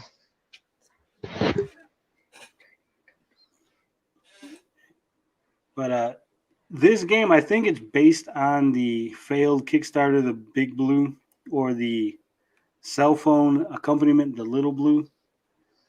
But it's probably one of the better looking Amigo games. So it's going to be interesting to see exactly what it is. Because they really haven't shown what the gameplay is or what you do. And they haven't really talked about it. So it'll be interesting to see what's going on with this game. Maybe you're a shark and your whole objective is to eat the dolphin. It says, Echo the Dolphin on Genesis has much better graphics. 1 Inch Biceps. I don't know about that. Played Echo. I mean, Echo the Dolphin was a very beautiful game for what it was. Let's just call what it is. Yeah. Obsessive Compulsive Gamer says, Echo was tedious and boring. I own both. Yeah, it was. It was very tedious, very boring. But swimming around as the dolphin and jumping out of the water, that shit was fun. I do. Oh, that yeah. all day. I'm a simple person. I just jump out of the water. That was entertained me for about 20 minutes. We even take more modern games and They take modern games like the Evel Knievel game from 6 years ago. add exclusive co-op modes. Games like Rigid Force Redux Enhanced and Dino Blaster. Now, our sports and recreational category not only has big... If you looked, it says early prototype build October 2020. So they still are showing last year. This footage is almost a year old. What is it, like 9 months old, something like that? Why are they not showing more updated footage? crazy. Big sports like Major League Baseball and soccer.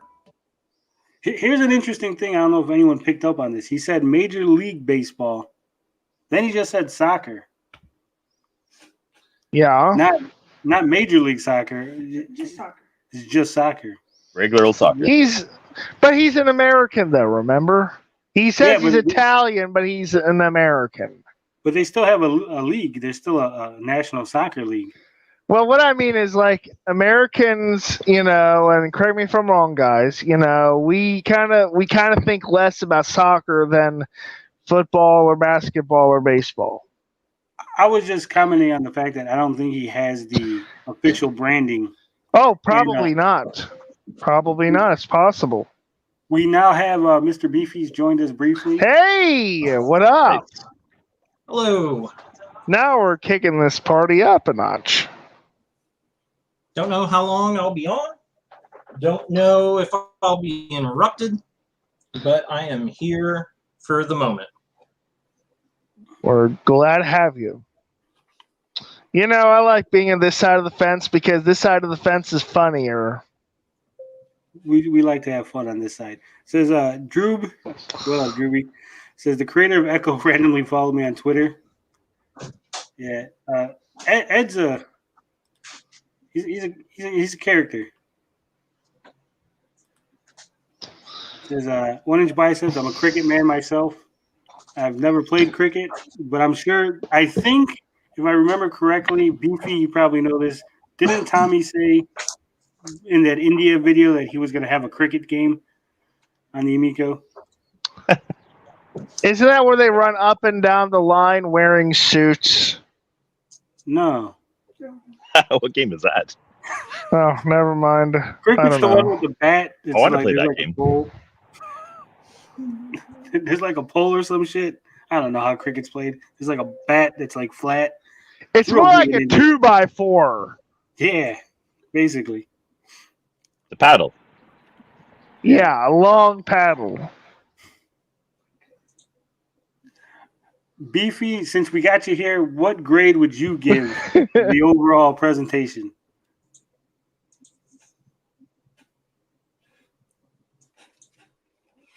Have we lost Beefy already? Oh well. I'm trying to. Can you hear me? The poor guy's trying to wrap his head around the presentation. Yeah. All right. Can you all hear me? Yeah, Yes. we hear you. Awesome. Sweet. Okay. Nope. I was trying to get some headphones so there wouldn't be any feedback from my computer. So I think I got it now. All right. So, what is your grade for the Amico presentation? If I try and just ignore that I've been following this since the beginning, I'm going to say a C. Yeah, I kind of see that. I think there wasn't any big blunders. It didn't look terrible, but it was very kind of underwhelming.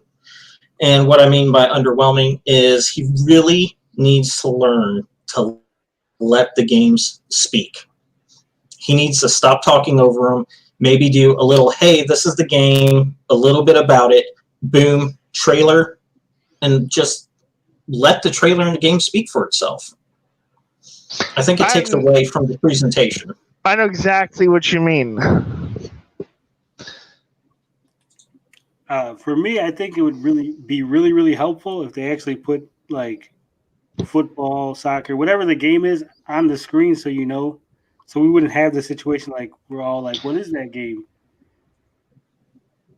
You know what That would would help really, really help the Amico if they had Keanu Reeves doing the presentation. He's too modern, though. True. You need to get like Clint Eastwood or something like that. Ooh. But instead of saying that you're beautiful, Keanu would just say you're a gaming racist. No, you're a gaming racist. All right. So I think we gotta get more through the whole presentation. We're almost there. We got 2 minutes left, but can we talk about this soccer game? I was told, All right. I was told that this game would blow your balls off, and it was so awesome. It was the greatest game. I mean, No. Suck your balls off. That's what they were trying to say. What? Retro Bro. Who said that? Retro Bro said this game was revolutionary. It was super great. As soon as you seen it, you were gonna know that these graphics. I think he said the graphics were as good as PlayStation or something. He was like really saying that this was like a game changer. Like this was gonna really show off. Retro Bro has a habit of saying stupid things, so yeah. Wait. Steve Carino almost fought Keanu Reeves. You gotta elaborate on this 1-inch biceps. I gotta hear about this Steve Carino Keanu Reeves fight.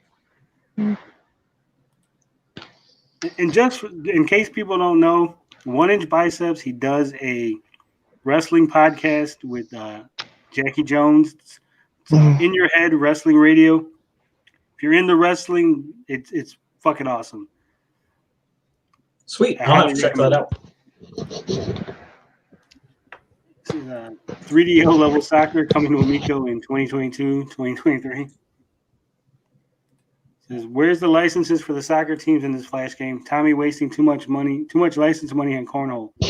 Yeah, I don't think, and I know he was able to somehow finagle the baseball license, but I don't think he's going to be able to get the soccer license between FIFA. Oh, I doubt it. Soccer. Personally, I don't even see why there's a need for the license. One of my last favorite sports games I bought was Tecmo Bowl on the DS, and it didn't have any of the teams that, it didn't have my favorite team. They were all generic names. Fun game. I've been saying that myself about the football franchises, so I know exactly what you're talking about. I'm not big into sports, so it wouldn't matter to me either way. I wouldn't play them. Unless it's wrestling. Yeah, wrestling's not a sport. It's a male soap opera. It's a theatrical sport. Okay, so here it is. Here's the story. So apparently, Steve Carino knew a girl that was talking to Keanu Reeves. He seen her in public, and Keanu acted like Steven wasn't even there. So apparently, Keanu Reeves snubbed Steve Carino, who's a wrestler. In case you didn't know. And they almost got into a fight. Steve Carino would have kicked his ass.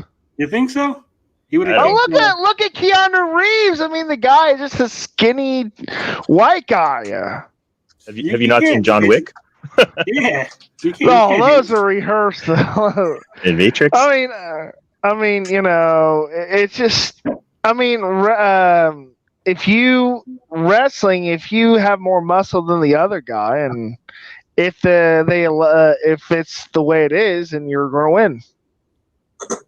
Sensible person wants sports. Ooh, Keanu Reeves practices real martial arts. Are we going to instigate a fight between Keanu Reeves and Steve Carino? Is that what's going to happen? Wrestling is not the same as martial arts. Keanu Reeves does his own stunts for the most part. Confirmed Keanu is in Amico soccer. All right. Let's move on. All right, 2 minutes, guys. We're gonna. You got to get to the end. The best part's the end. We can do this. Also, recreational sports like cornhole, skiing, pool. Okay, I just have to say, I told this to Sidekick Max when we watched this. Pool and cornhole are recreational sports, but I don't think that skiing is a recreational sport. Unless you live by a mountain and you can ski regularly, I don't think it's in the same league as those two others. I mean, it's more of a sport than golf is, that's for sure. Yeah, there was something interesting. Oh, sorry. No, go ahead. Continue. I was going to say that golf is there's a lot of golf courses you can putt in your backyard. You can't ski unless there's a mountain. Oh, that's true. So what I was going to mention, and it's about pool here, is if you notice in the bottom left, it has a score, and you score 1,000 points for sinking. I think it's the 5 all into the corner pocket. Has anyone else ever played a pool, billiards game, video game that has ever done anything like that? No, I don't play too many pool games. Sorry. But yeah, look in the top right when we play it, and you'll get 1,000 points for that. Right, I just thought it was weird. Pool and many more. Now our cat. Yeah, I saw it. 1,000 points for syncing it. Maybe it's some kind of pool mini game or like different Speed pool mode. Yeah, something. Here's an idea. Maybe it's like for each hole you get, you get more points. Like your point score increases by a certain percentage. Like combos. Yeah, maybe. Yeah. Maybe. combos. There you go. Maybe, I don't know. I think we're getting too complex. I think it's probably more simple. Like you just get 1,000 points for sinking a ball. It might be points, so you can get printouts for the it high might score. be like there might be like a best of 3 type thing. So you get so many points, and that way, even if you lost, you have a little bit of points for the next game or something. It's possible. Ooh, Farkle's coming up. And Yeah, Farkle does not look like it was running well No, at all. and it's funny. I always Casual laugh. category. I always laugh at Farkle because this is a game that's a mini game in other games. Like you're basically taking a mini game from other games, something that's throwaway in like Kingdom Come Deliverance, and you're making a full blown game out of it. But yeah, but they do that all the Contains time. They many did that with a card game from The Witcher 3. Yeah, but that's actually it's complicated, and they actually changed it. If you play the Witcher Gwent versus the Gwent that's on its own, the game is slightly different. Oh, okay. Party games, dice games, board games, card games, things like spades, emoji charades, and even award-winning board games like Christ's Slate, sake. Telestrations, and Ink and Gold. Now, I've already mentioned Here's the thing about those games. I'm pretty sure that anyone who's playing board games that are playing Telestrations, Ink and Gold, Blank Slate, they've already bought them. Like that's it. Like that market isn't there. It's like no one's begging for a digital version of those games. No one's like, hey, I really want to play Blank Slate, but I don't want to buy the board game. I'll wait for the Amico version.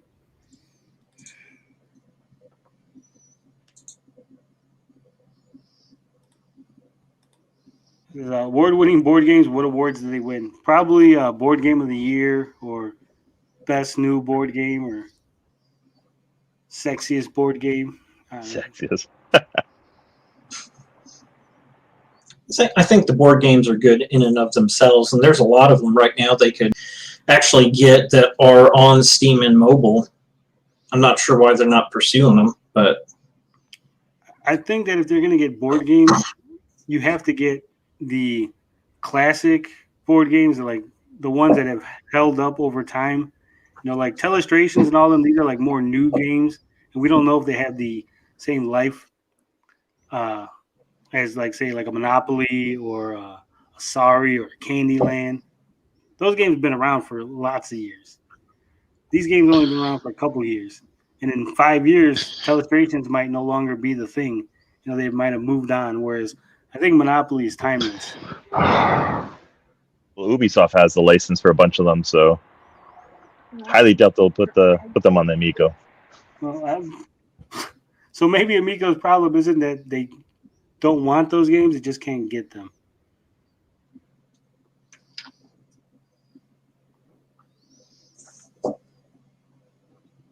The last piece of dice must have been held up by Retro Bros. Come on. No taking shots at people. Come on. Yeah, come on. The award of them being on Amico. We're better than them, so, let's act like it. Dorkalicious says, I'm not convinced any progress has been made since the August 5th video, at least as far as games are concerned. I mean, what bothers me is like all that untapped potential they just wasted just so Tommy can talk about himself. Yeah. Or, I mean, there's the possibility that this is the best they have. Like, Ooh, that's you always scary. should put your best foot forward. And, I mean, it looked like it was rushed. The video did. But I'm really starting to think that this is the best that they have. And I think that's been some of the problems with the other footage, the frames counting, all that stuff, is whatever they show at any given time is the best they have. I agree with that. I mean, that's a distinct possibility. I mean, that's even like the IGN Middle East.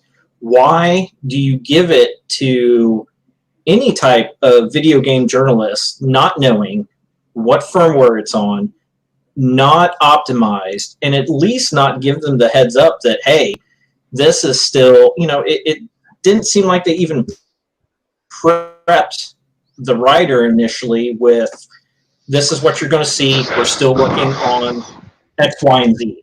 And I think at that point in time, that was the best they had for that specific game. Will it get fixed? I'd hope so. But right then and there, it was the state it was in. And that was the best state it was at that moment in time. Yeah, I think It makes a lot of sense.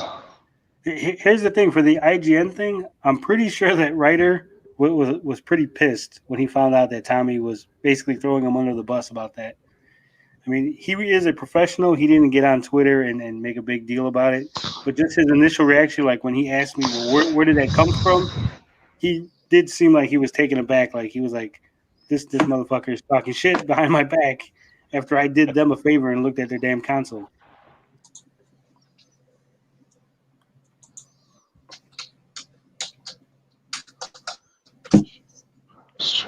Kevtris says, Tommy is CEO. It's his entire job to make sure the media gets the latest, greatest.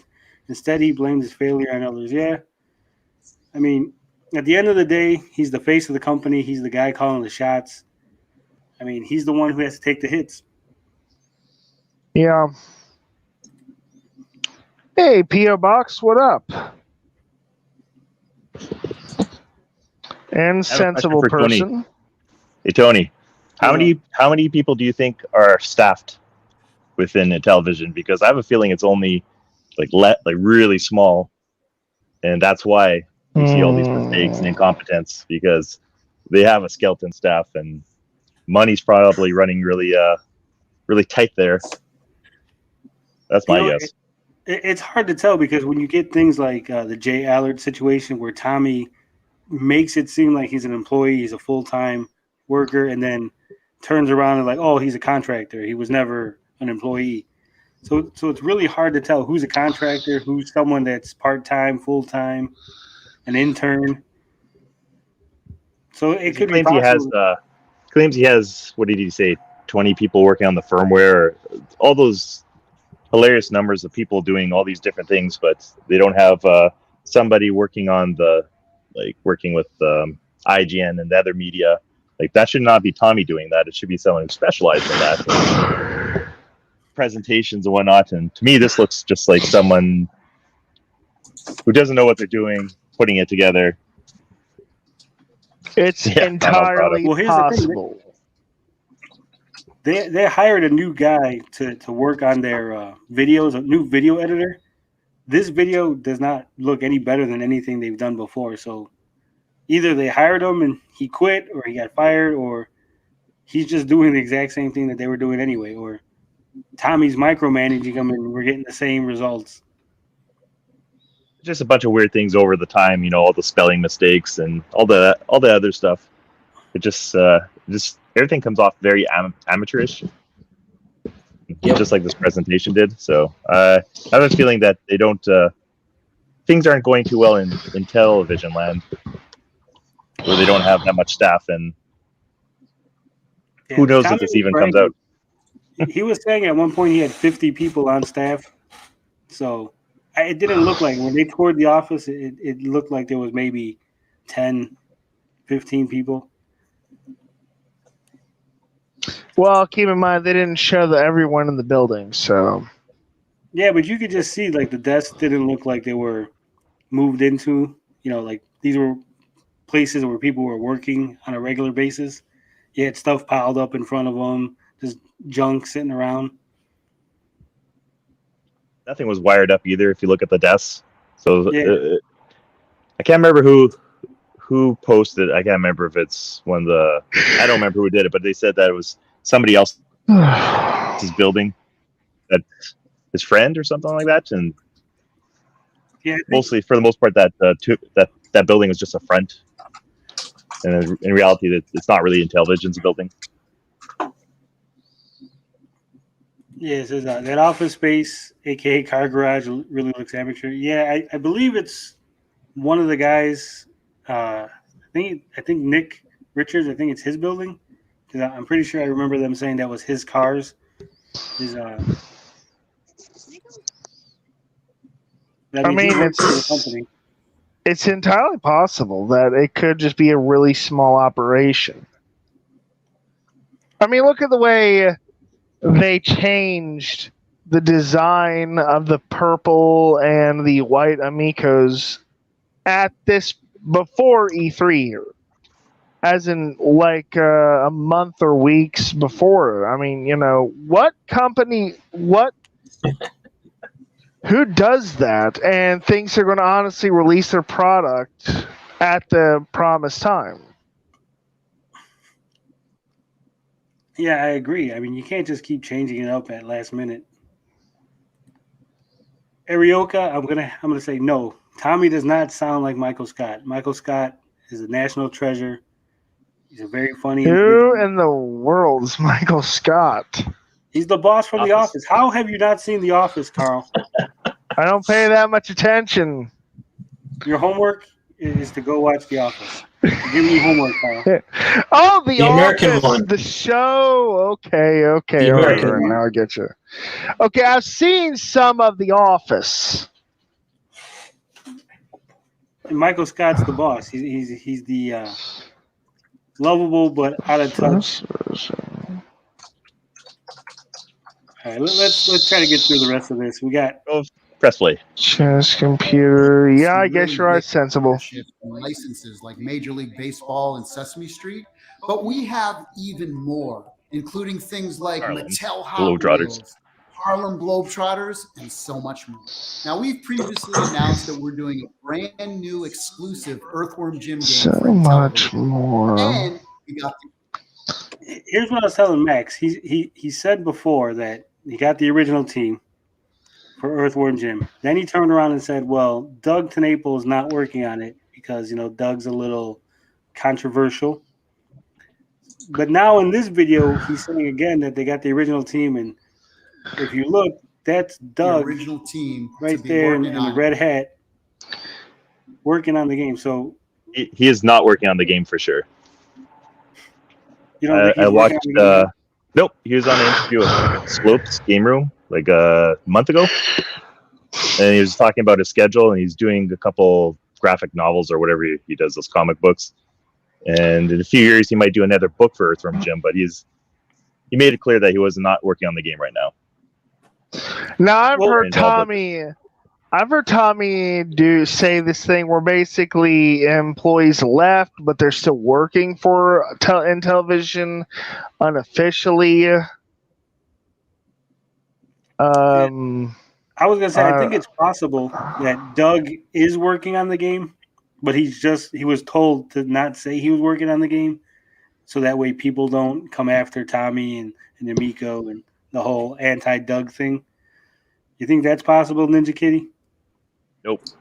It sounded like he was really busy. Oh, so you just think that It's pretty interesting interview if you go onto it and listen to him. It's different. Well, I'll say that. and I haven't heard the Slopes Game Room thing, but it's probably been a year or so at this point. Heck, I don't know. But I remember he went from working on it in the early days after it was announced to later in someone's stream. Tommy said he's just kind of like an advisor. Like they might talk to him about a couple things, but he's not an active role in it.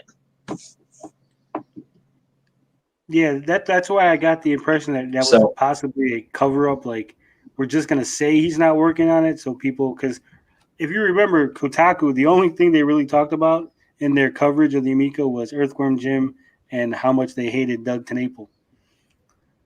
So I was just thinking that maybe this is like a cover, so that way, some of the heat gets off him. They can make the game. He can work on it in secret, and they can release it, and then years later it'll turn out, he actually worked on it, guys.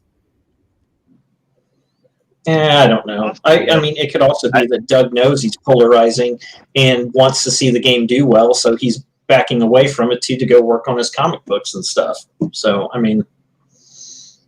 Yeah, maybe. I have another theory. I think the game's not in development at all. Ooh. Otherwise they would have ended the show here. I don't want to spoil it for people who haven't pressed play here. They would have seen at least a small clip of the game in action. If they had enough of a clip to show what it was 8 months ago, surely they could have shown a little bit more, just to tease. I mean,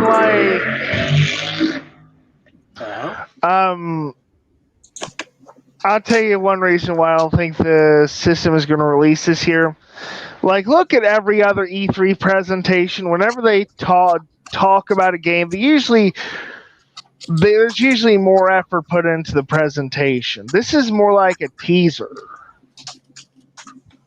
You think so? You think this is? I think this is more like a investor pitch, a retailer pitch. That's Like, kind hey, of guys, interesting. Because he's still doing that whole black screen. He's standing there, and the last time he did that, it was actually clips from an investor pitch that they put out on the YouTube as his quote unquote big event.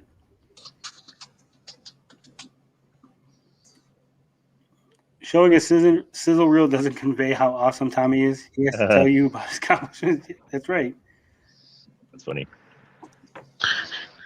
All right, we got less than a minute. We want to do something special. So we're going to give away 3 of these new prints. All of the team members signed it. All you have to do is email cow@intellivision.com. These are brand new prints of the book cover from Doug TenNapel's book. So not exactly brand new. I guess they just printed them out today. So technically brand new in that sense. With the subject line, groovy. You have to. Someone's got to clip that. Someone has to clip it. We need that. That'll be our signature, sound effect. Hold on a minute. Let me get it. Oh, yeah. Okay, never mind. That, and then we'll announce 3 winners at the end of the month. Well, thank you for spending. So do you think that he's going to actually announce 3 winners at the end of the month? Because I'm still waiting to find out who won the golden ticket raffle. I don't know. Tommy won it. I'm pretty sure he did. The 3 winners will be Cyrus, Retro Bro, Amico Kid, and Retro Bro. Yeah. Spending a little time with us here today. Hopefully, as you can see, our approach is a little different than everything else that's out there. You can say that don't again. view others as competition. What we're doing, we Loser. to what the video game industry is doing. It's such an exciting time to be in the industry, to be That's a what you really fan think, of Carl. the industry. And we are That's fans something of the losers video say when game they've already industry. lost. And if there's something that you've seen here today that might be of interest, or maybe you're a developer who wants to make some games for us, maybe you want to play some. Here's what I didn't understand about this presentation. He said, if you're a developer that wants to, appreciate it. If you're a developer, I don't know what the hell Carl's doing on there. Oh, someone gave me, my brother gave me candy bar. Nice. I think it's a whatchamacallit. I think it's a whatchamacallit. Sweet. Carl's excited about a candy bar, guys. Oh, you're damn right I am. Don't hide that. All right. Tommy said that if you're a developer and you want to develop for the Amico, to reach out to him. Now, a few weeks ago, he specifically said that he had too many developers, that they had to start turning people away because there was just too many people interested in developing for the Amico. So how are we now at a point where he's now saying, hey, we can have more developers? Did suddenly all these developers finish their games, or did they just disappear? What's your thoughts on that, fella? What Tommy really means is he wants developers to reach around him. Oh my god. Save that for the After Dark A&A podcast. Yeah, we keep it PG around here, Carl, just like the Amico. E10. Oh, all right. All right, I'm going to that's say fair. that most That's fair. likely Tommy just is desperate to see if anyone will work cheap enough to make any games for them or port games for them. That's my theory of why he would throw that You in. think I can talk him into porting Dungeon Hack? I think it's old enough. You might be able to. I mean, if it's cheap enough. Well, if you ever watch any podcast that Tommy's on, no matter who it is, they ask, hey, Tommy, what about this certain game on Amico? He agrees to every single game. So if you were to add all those games together, Ooh. he has like 200 of them already in production based off what he said online. The only Wouldn't that games be he something? the only games he will not agree to are fighting games and anything shooter, roll. Yeah, so that kind of stuff, basically. Yeah. How is it that he needs more developers? If he had so many developers and they're only releasing like 2 games a week, I don't As I recall hearing, the launch is like I want to say anywhere from 12 to 30 games. Yeah, If we believe him. yeah, that's what they said. Yeah, but that's I have yet to see. what I mean. So Is that's if what the that's the person said. case, there's no. What I mean is, if that's the case, there's no way he has too many. He needs any more developers. Well, apparently he does because There's no way. I think he's like Ninja Kitty said. You know, he's got this image where he's got all these games in the works, and the reality is they don't have all those games in the works. That's He's possible. probably- Yeah, I mean, He's Oh, yeah, no. probably. Here's my theory. Just on this little conversation we have, my theory is he wants to make these other games that he said, you know, like Breakout, Tempest, all these games, but he doesn't have any developers for them. So he's gonna get some people that want to develop for the Amico and then talk them into developing these other games as part of the deal. Like, yeah, we'll develop your game, but first you got to make this Burger Time for us, or first you got to make Tempest. I think he's definitely got Breakout perhaps finished because there's a playable demo for it. Yeah, I just said Breakout, but you know what I meant. Yeah, I know what you meant. Just being technical. Don't do that to me. Be Carl. right with you. I'm going away for a moment. I'll be right back.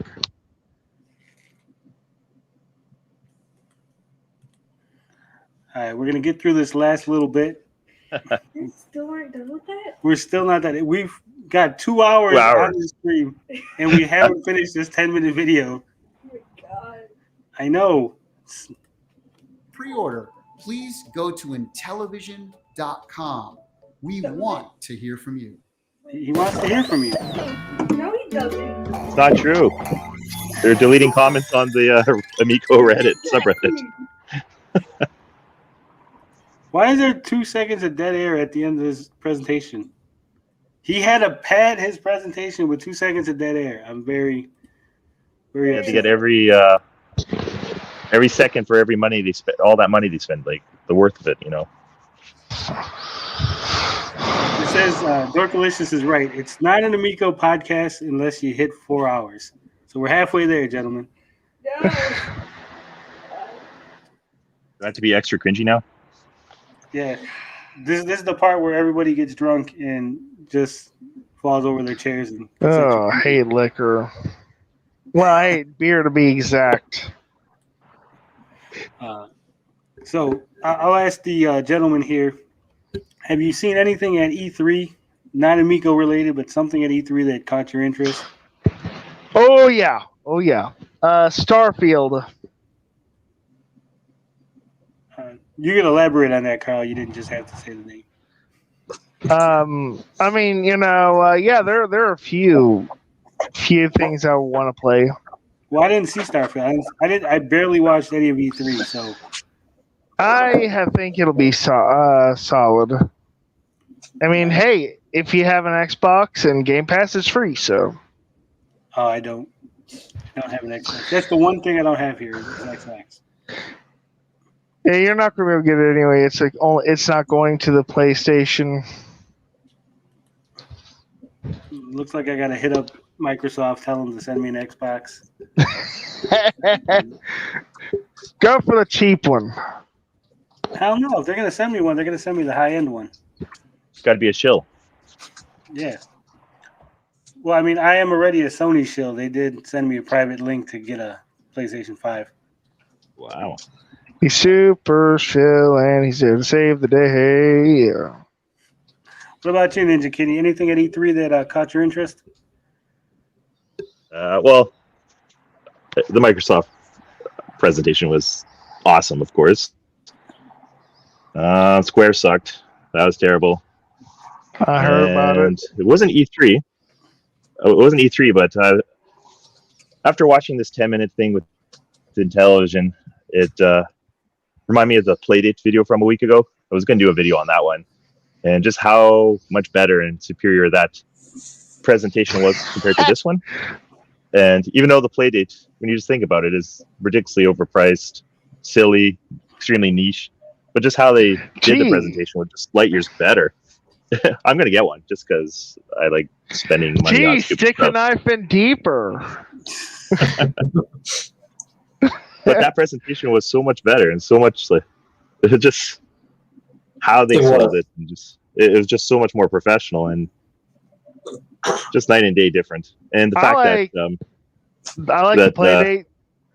I like the Playdate just because, like, well, I mean, it's got some serious potential. I mean, if you're into programming, you could make games for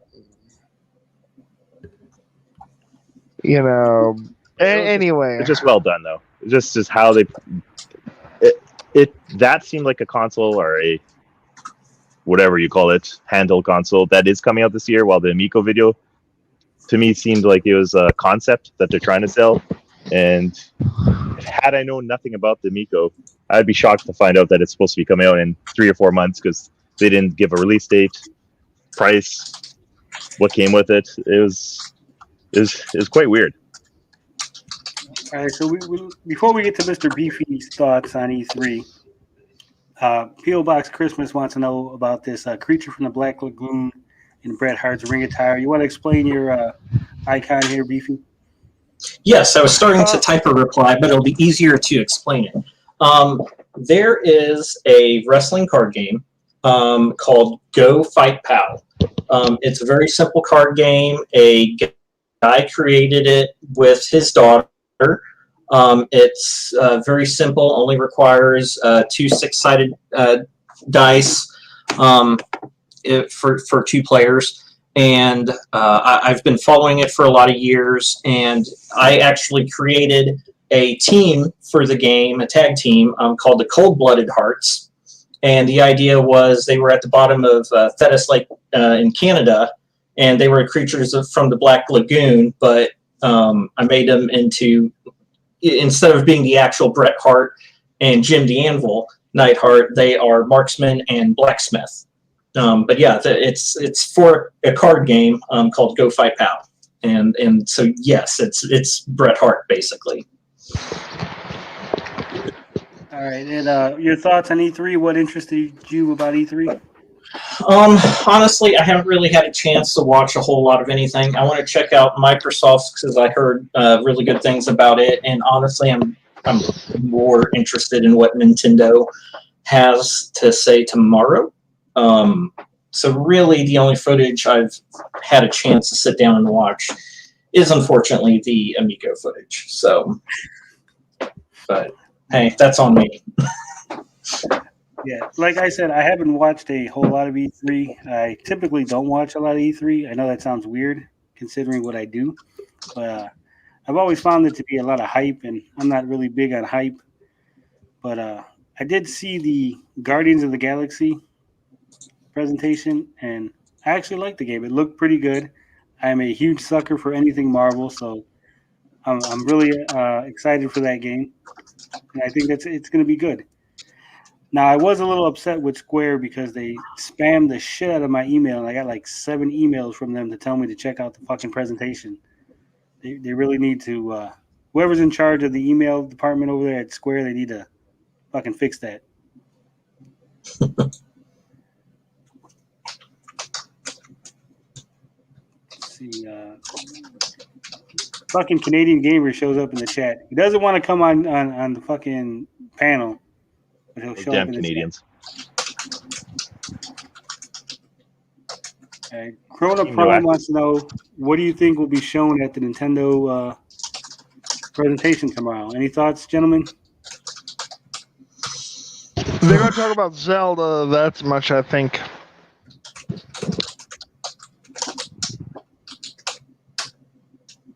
Yeah, I mean, I would think maybe Zelda.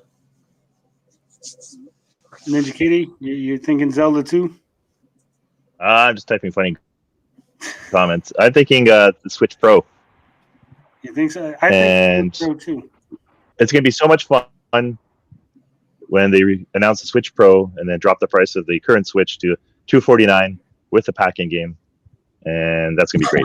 There's going to be so much fun after that. I think if they announce the Switch Pro, drop the price of the regular Switch, I have a feeling that's going to be the official start of the delay for the Amico. 6 pack-in games. Nintendo's going to give it 6 pack-in games. Don't you know anything? All they got to pack in is Clubhouse. That's it. Right there. You don't need to pack in anything. I made a video which angered that's true. A Relic Gamer and some others because I said that there's 70 free-to-play games, and apparently those don't count. Yeah, there's all kind of free-to-play games. I mean, Fortnite, one of the most popular games, is free-to-play, and that's on all major consoles. And also, when I suggested Snipper Clips and Overcooked and the cheaper games, that does not count either. Those don't count. I can only count the full-price games when doing any type of comparison. Yeah, and you can't compare indie games because they don't count either. It has to be a major studio AAA game because Amico games are premium. So if you're not comparing a premium game to a premium game, it doesn't count. If you have to call it premium, it might not be premium. I don't know. It says premium on the box. Actually, I do have one hope for Nintendo. I hope they call it the Super Switch. None of the Switch Pro. It needs to be the Super Switch. Ooh, I like that. I like that. Super Switch, so it's going to be 4K ratings. And Uh-oh. I think I hear Baby Beef running through the hall. It might be time for me to skedaddle. Mute myself at least for a minute. Yep, I hear him. I'm going to at least mute myself if you all end before I get back. Have a good evening. It's been fun. What was anybody? What was the Sega presentation on yet? Sega's still around. Sega's still around. Okay. Limited fashion. I think Devolver Digital might have had one. I'm not too sure. Yeah, like I said, I wasn't really following. I should have, but I was too worried about hating on the Amico to follow. Well, you had to get all your alt accounts, organized for the chat today, because when I was watching the chat on the official E3 YouTube, there was I don't know, dozens, hundreds of people mocking the Amico. I'm like, wow, Tony's fast. He can really get his bots going really quickly. Well, see, the secret is you have to have bots programmed ahead of time. I just pushed a couple of keys and I just unleashed the bots. Yeah, They go it was in. impressive. Everyone knows Skynet was a bot, an internet bot. Everyone knows that. Tony Skynet. I did see Tommy in the official chat. That was funny. He's thanking people. And there was a couple of the regular, familiar names, but Tommy has since said that the reception has been 50% positive, 50% negative, based off of the presentation. Meanwhile, looking at the live chat, it was like 90% negative, Yeah, but 10% positive. And afterwards, even on the official Amico subreddit, I looked at a couple of the, or I guess there's only one thread, and that was 50-50. The most helpful ones are on the Amico YouTube channel. There was some negative comments on the official channel, but I'm sure they've been Cleaned up.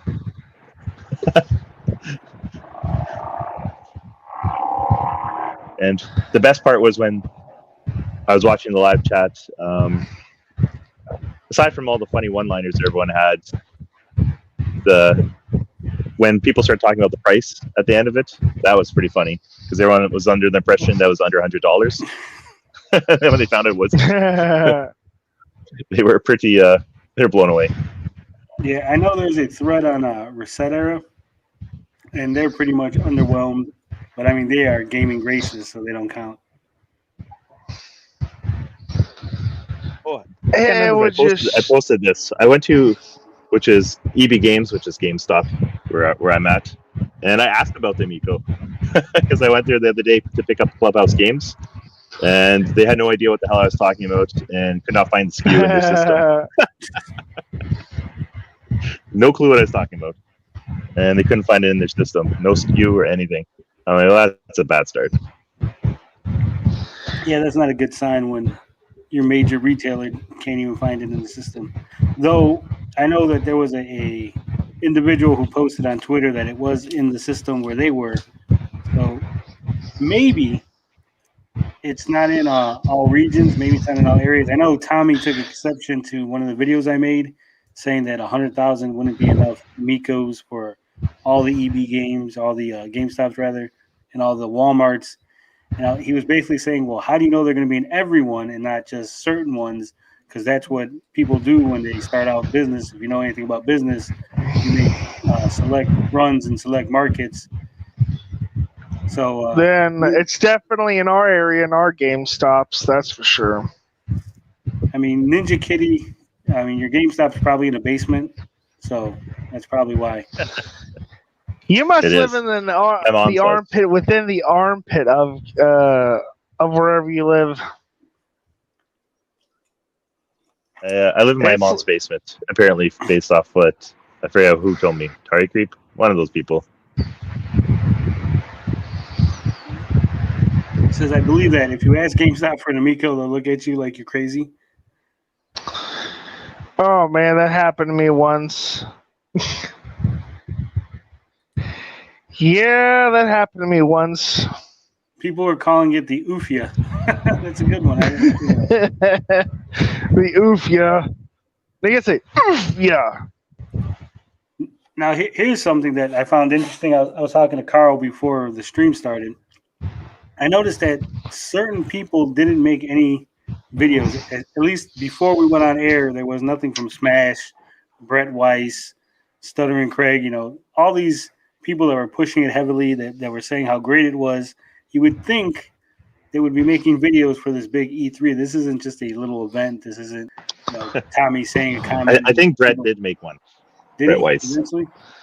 Did you know that I he's a gotta famed go, guys, so I'll see you later. So, All right, be well. Carl. I was not aware that Brett Weiss is an author. A famed Famed? author, not just a normal author. He, quite a bit of people made, Smash, was the name JT? I don't really know who he is, but that guy was on the live chat trying to pump it up also, but it got drowned out. And I noticed a few people have made videos. I know a whole lot of people watched a lot of the Amico fans watch my video, which was funny. Well, I know that a lot of the Amico fans watch my videos, and apparently a couple of them have taken exception to what I've said. Actually, there was a big dev leak that you probably are aware of, Ninja Kitty, the big leak from Amico. Heard about that. Yeah, so I tried to contact, one of the few people that I talked to at one point from the Amico side. So I figured I'd contact him, let him know, to let Tommy know that, this thing is leaking and they should probably, put a stop to that, because it's not really fair game to talk about these things that we weren't supposed to have access to. It wasn't really anyone's fault, but at the same time, I don't want to kick a man when he's down. So I reached out and figured, hey, I would tell him and he would tell Tommy. And, basically, instead of focusing on the fact that there was a big leak and all the specs for the Amico were out there, he was basically more concerned that I said a couple of mean words about him and that I should go fuck myself. Sounds about right. I've noticed the priorities within Amico, Tommy in particular, are out of whack. Yeah, the priorities are just a little Clearly spending, like we were talking about earlier, making sure that IGN Middle East had proper firmware and all that stuff. You think instead of spending, I don't know how many hours a day, 12 hours a day online, talking to small YouTube channels and trolling videos, that he would focus on making sure everything is, everyone's on the same page and running the best it could be, and not sweating the small stuff. But clearly, that's not happening.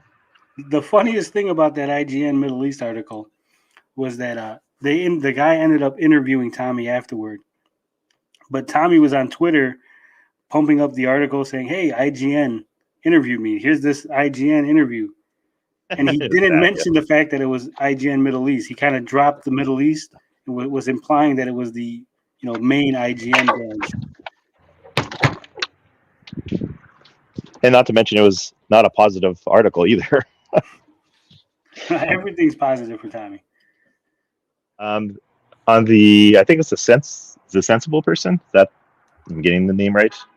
He did a video, and it shows the comments from the IGN live stream. And I think one of the comments was IGN made sure to tell people that they're just presenting what people paid to show type of thing, distancing themselves from actually, sponsoring the Amico.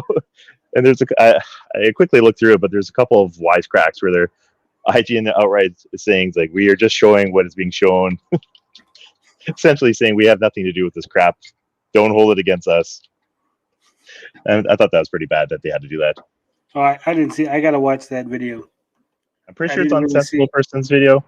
If not, then you'll have to look at the IGN live stream comments.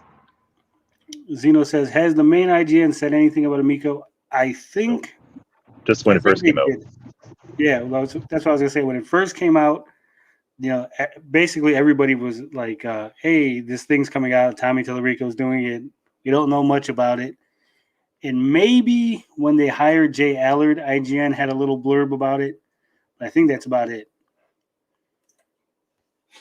Yet IGN had a nice positive article about the Playdate last week. Oof. In the video, and considering all the news, E3 news that was coming up, they could have easily ignored it because there's so much other bigger news. They still made the effort to put the Playdate article talking about it, showing the video. So that's gotta hurt them. Yeah, that's it. And I noticed the Amico faithful over on Atari Age, they were really adamant on shitting on the Playdate. It's not competing with the Amico in any way, shape, or form. They were really insistent to shit on it and put it down, which I always find funny whenever something else comes out, another console or another announcement from another company. Like immediately, people are falling over themselves to shit on it and tell us why that the Amico is going to be better than whatever it is that was announced. Except the Evercade. Yeah. OEVP likes the Evercade. Well, I think the Evercade gets a pass because it has the Intellivision carts on there. Yeah, that's true. And they didn't fully shit on the Pie Packer after I did the first video. Not quite the same thing, but Well, I know there is a thread on Atari Age about the Pipe Hacker that they pretty much shit on it and said that it was, a digital, it wasn't for them. It wasn't good. You needed really good internet. They always make all kind of excuses. Why All it's not excuses. gonna work. I will say this because I signed up for the Pipe Hacker, and like the whatever you call the Kickstarter, and I've spoken to the developers, and it's not just one guy. There's a full team.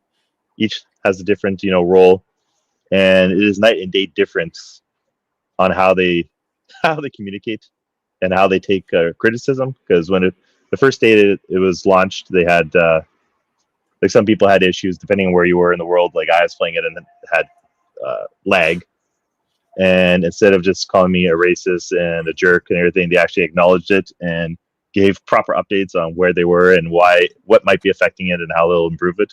It's just like just night and day difference on how they deal with everything.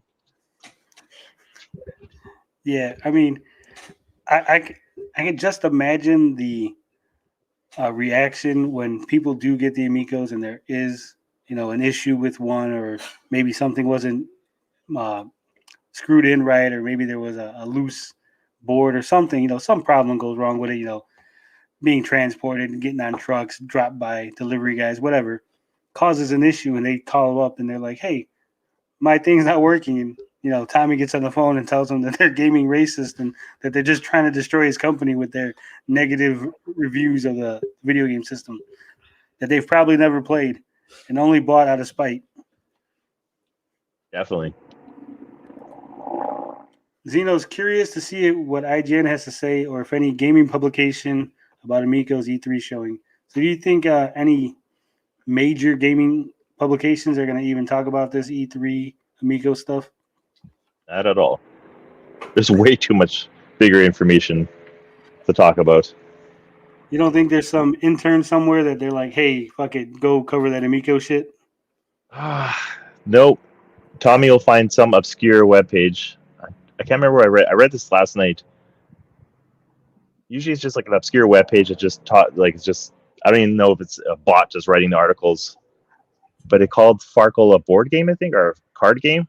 And I don't remember where I read that. I think it was on Reddit. But like the only information, the only places you'll get are the most obscure sites. All the main places won't even spend like a minute on it. Yeah, I've seen some obscure sites just basically reposting the press release in its entirety, and that was like the totality of their coverage. I do know that right after E3, Tommy did get on a small YouTube channel, some small obscure YouTube channel, and did an interview that like 100 people see, which was once again very odd.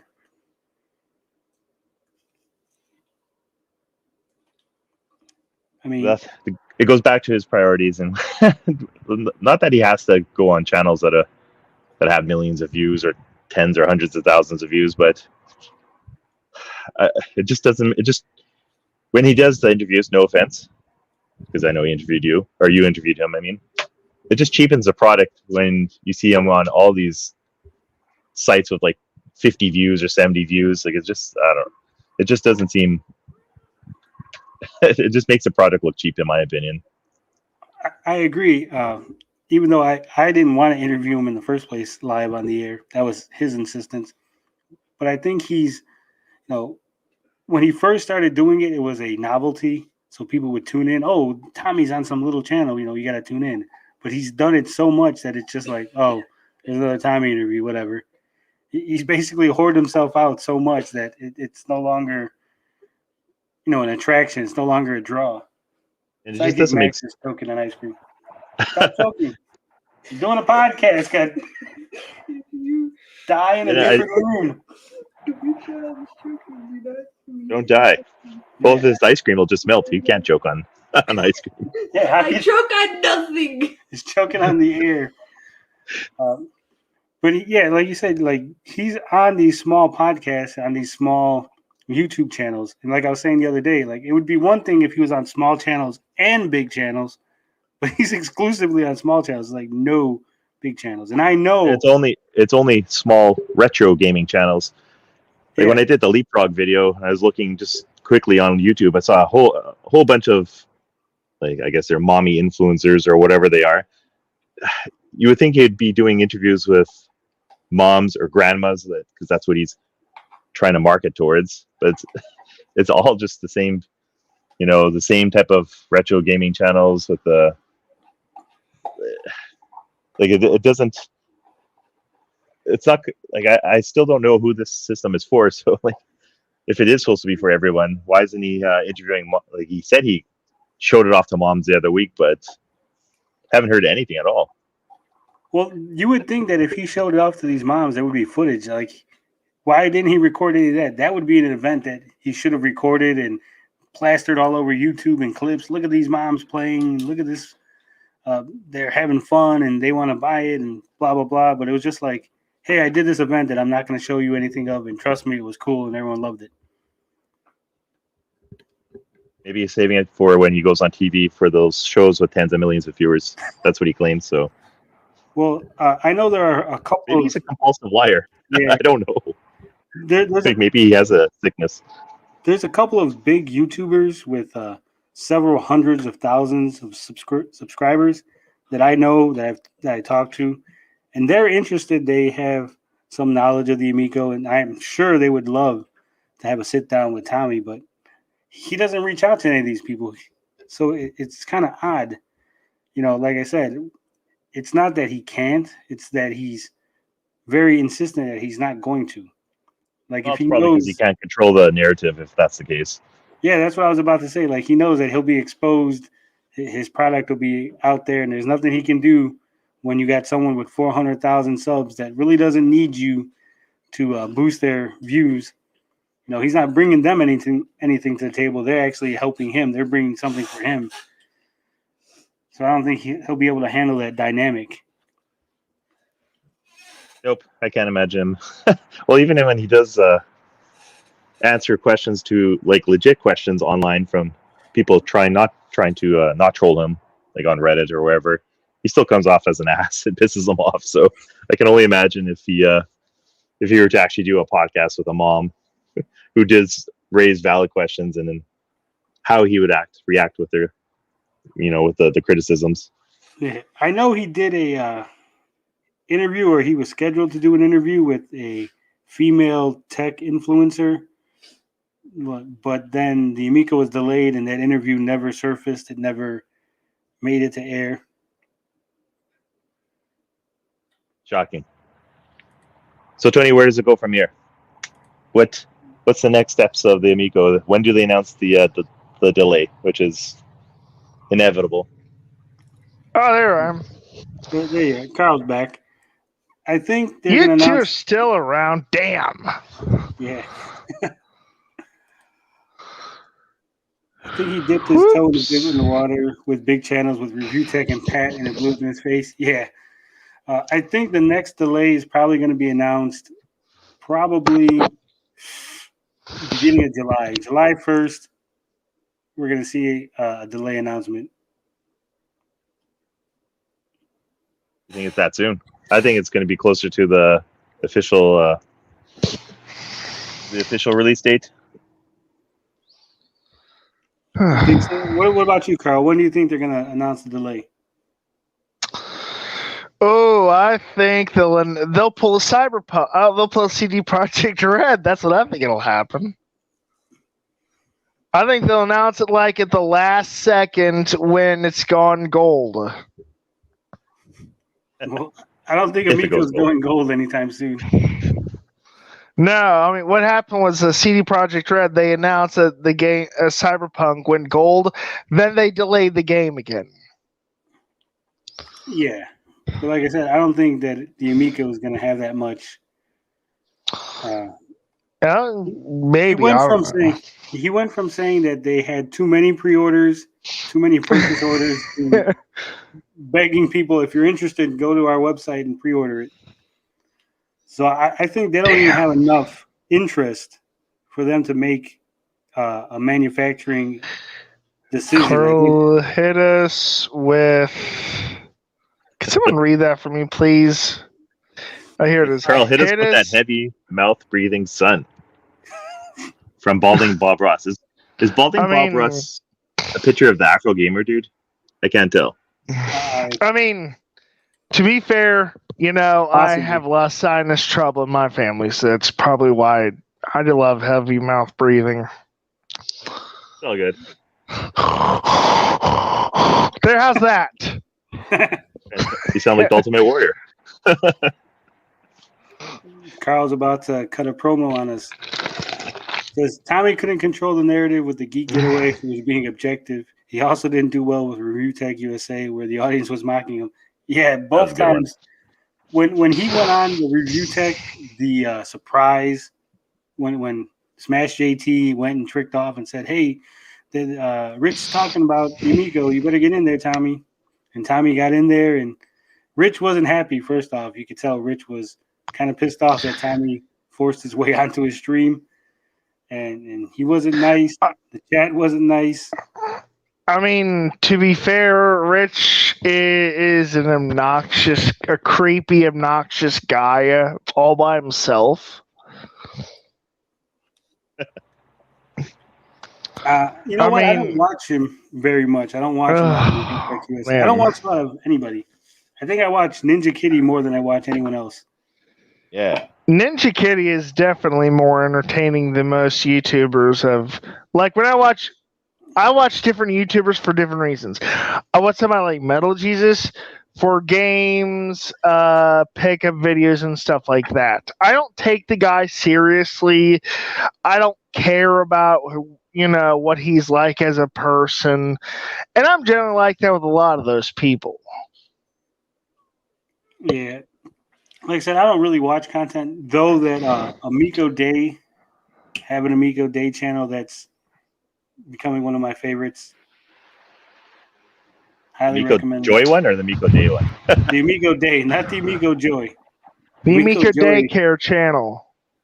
The Amico Joy tried to steal some of my art that I had commissioned and use it in a thumbnail. So I got beef with Amico Joy.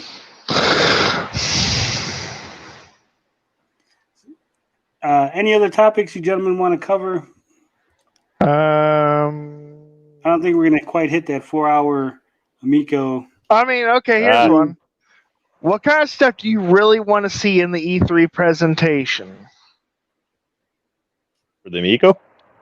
No, just in general. Gameplay. Like, Less you know, people I mean, talking, like, more people playing games. Show me games that I would are like going to see come out. real. I was going to say a real. Tommy wrote that this presentation showcased the motion controls, and he's under the impression that this will silence the critics. And I will disagree with that, since I've only watched the presentation like the 2 times. I saw the cell phone using motion controls and weird camera angles.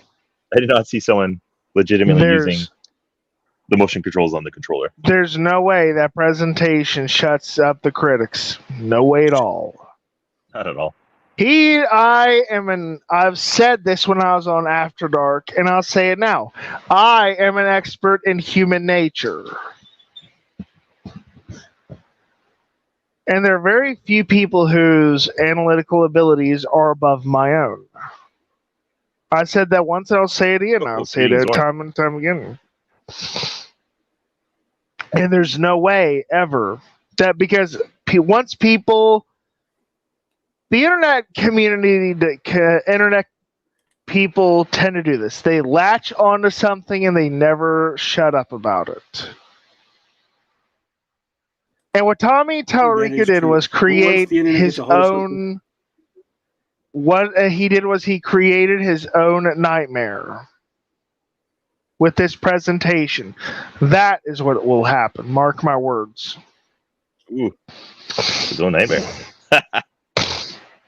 Oh yeah, people will never shut up about it, and Tony knows I'm right. Yeah. Ask Sidekick Max. I'm never shutting up about the Amico. No, you're not. You're so good. Well, at least you're honest about it. So here's a topic that not a lot of people covered, and I was very surprised, very shocked. The Intellivision donated a signed dev kit shell to the Chalk Foundation for the Chalk Walk. It raised $2,125. What are your thoughts on that, gentlemen?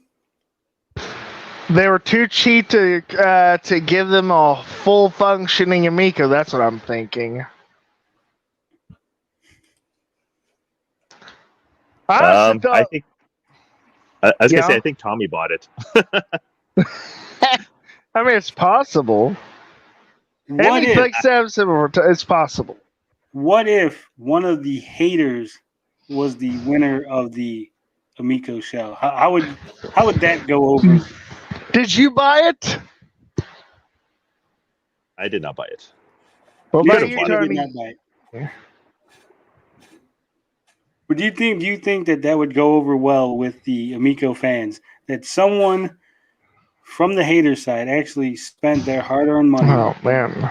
to charity, outbid all of them, and is going to have this piece of Amico memorabilia in their house, in their basement, rather. 'Cause, we live in a basement. My house is all basement. It's just basement.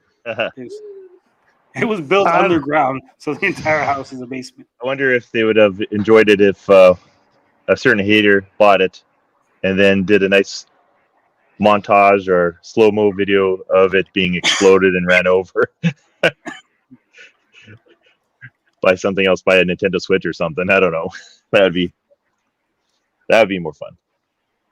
I would use it as a foot bath first. I would sell that bitch on Pawn Stars. I don't think they would give you. You'd be like $350. That's the best I can do. I'd say think, you know what I would- $350. You could give me $1, bitch. I have a better idea. If I were to win it, I would donate it to Pat and Ian, and I think that would just kill Tommy. Oh,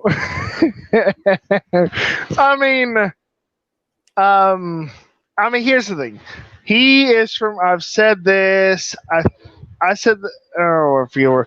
By the way, celebrities are about the moral imperative. They want to look good, so they donate to charity every once in a while, and they work for charities or donate money, and so it's these.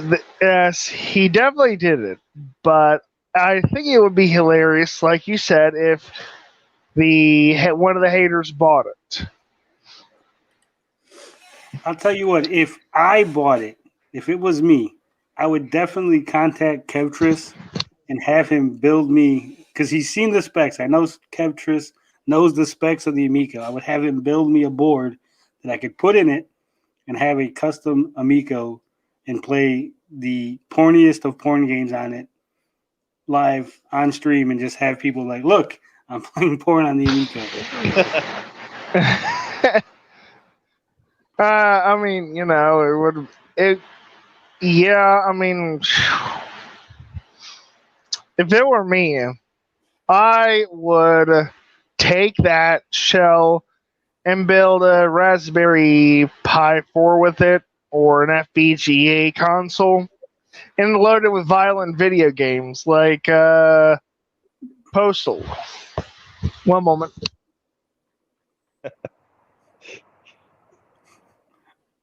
We'd Also see hardcore if there. you could play Doom on it. Doom. Because you got to play Doom on every system, every electronic device known to man.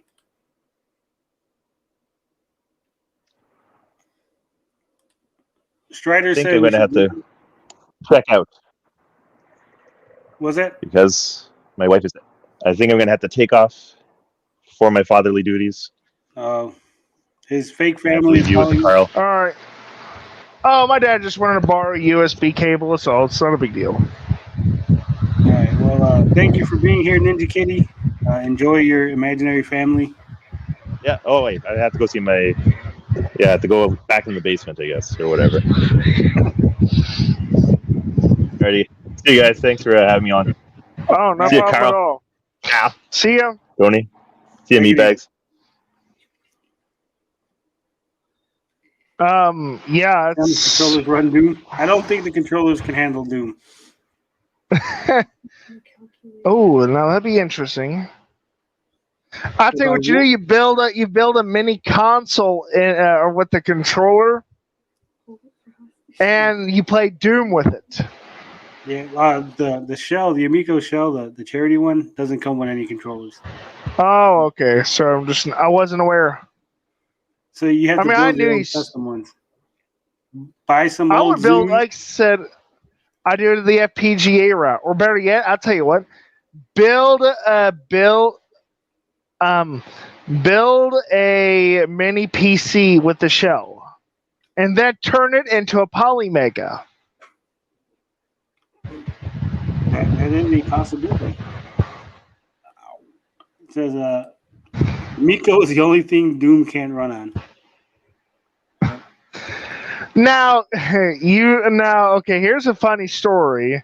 You say that, but Arcos for the RG351, they have Doom on there, and I tell you, that thing does not run Doom at all. Every time you start it, the thing crashes. So no, it's not the only thing out there that can run Doom. Can't run it. Whew. Theo Box says, I'd fill the controller charging ports with cat litter. Or use it as a snack tray. All right, it's That's getting true. late. It's getting late here. I got to put Sidekick Max to bed. It's his birthday tomorrow. He's having a big day. At midnight, I have to wake him up and punch him in the arm a whole bunch of times. Now, Sidekick Max, my suggestion is act like you're asleep, and then when he closes the door, wake up. All right. So, thank you to everybody who showed up in the chat. Thank you to Beefy. Thank you to Lavos, Captain Carl. Once again, thanks to Ninja Kitty. You know how we do it on this channel. Love, peace, booty grease. We out this.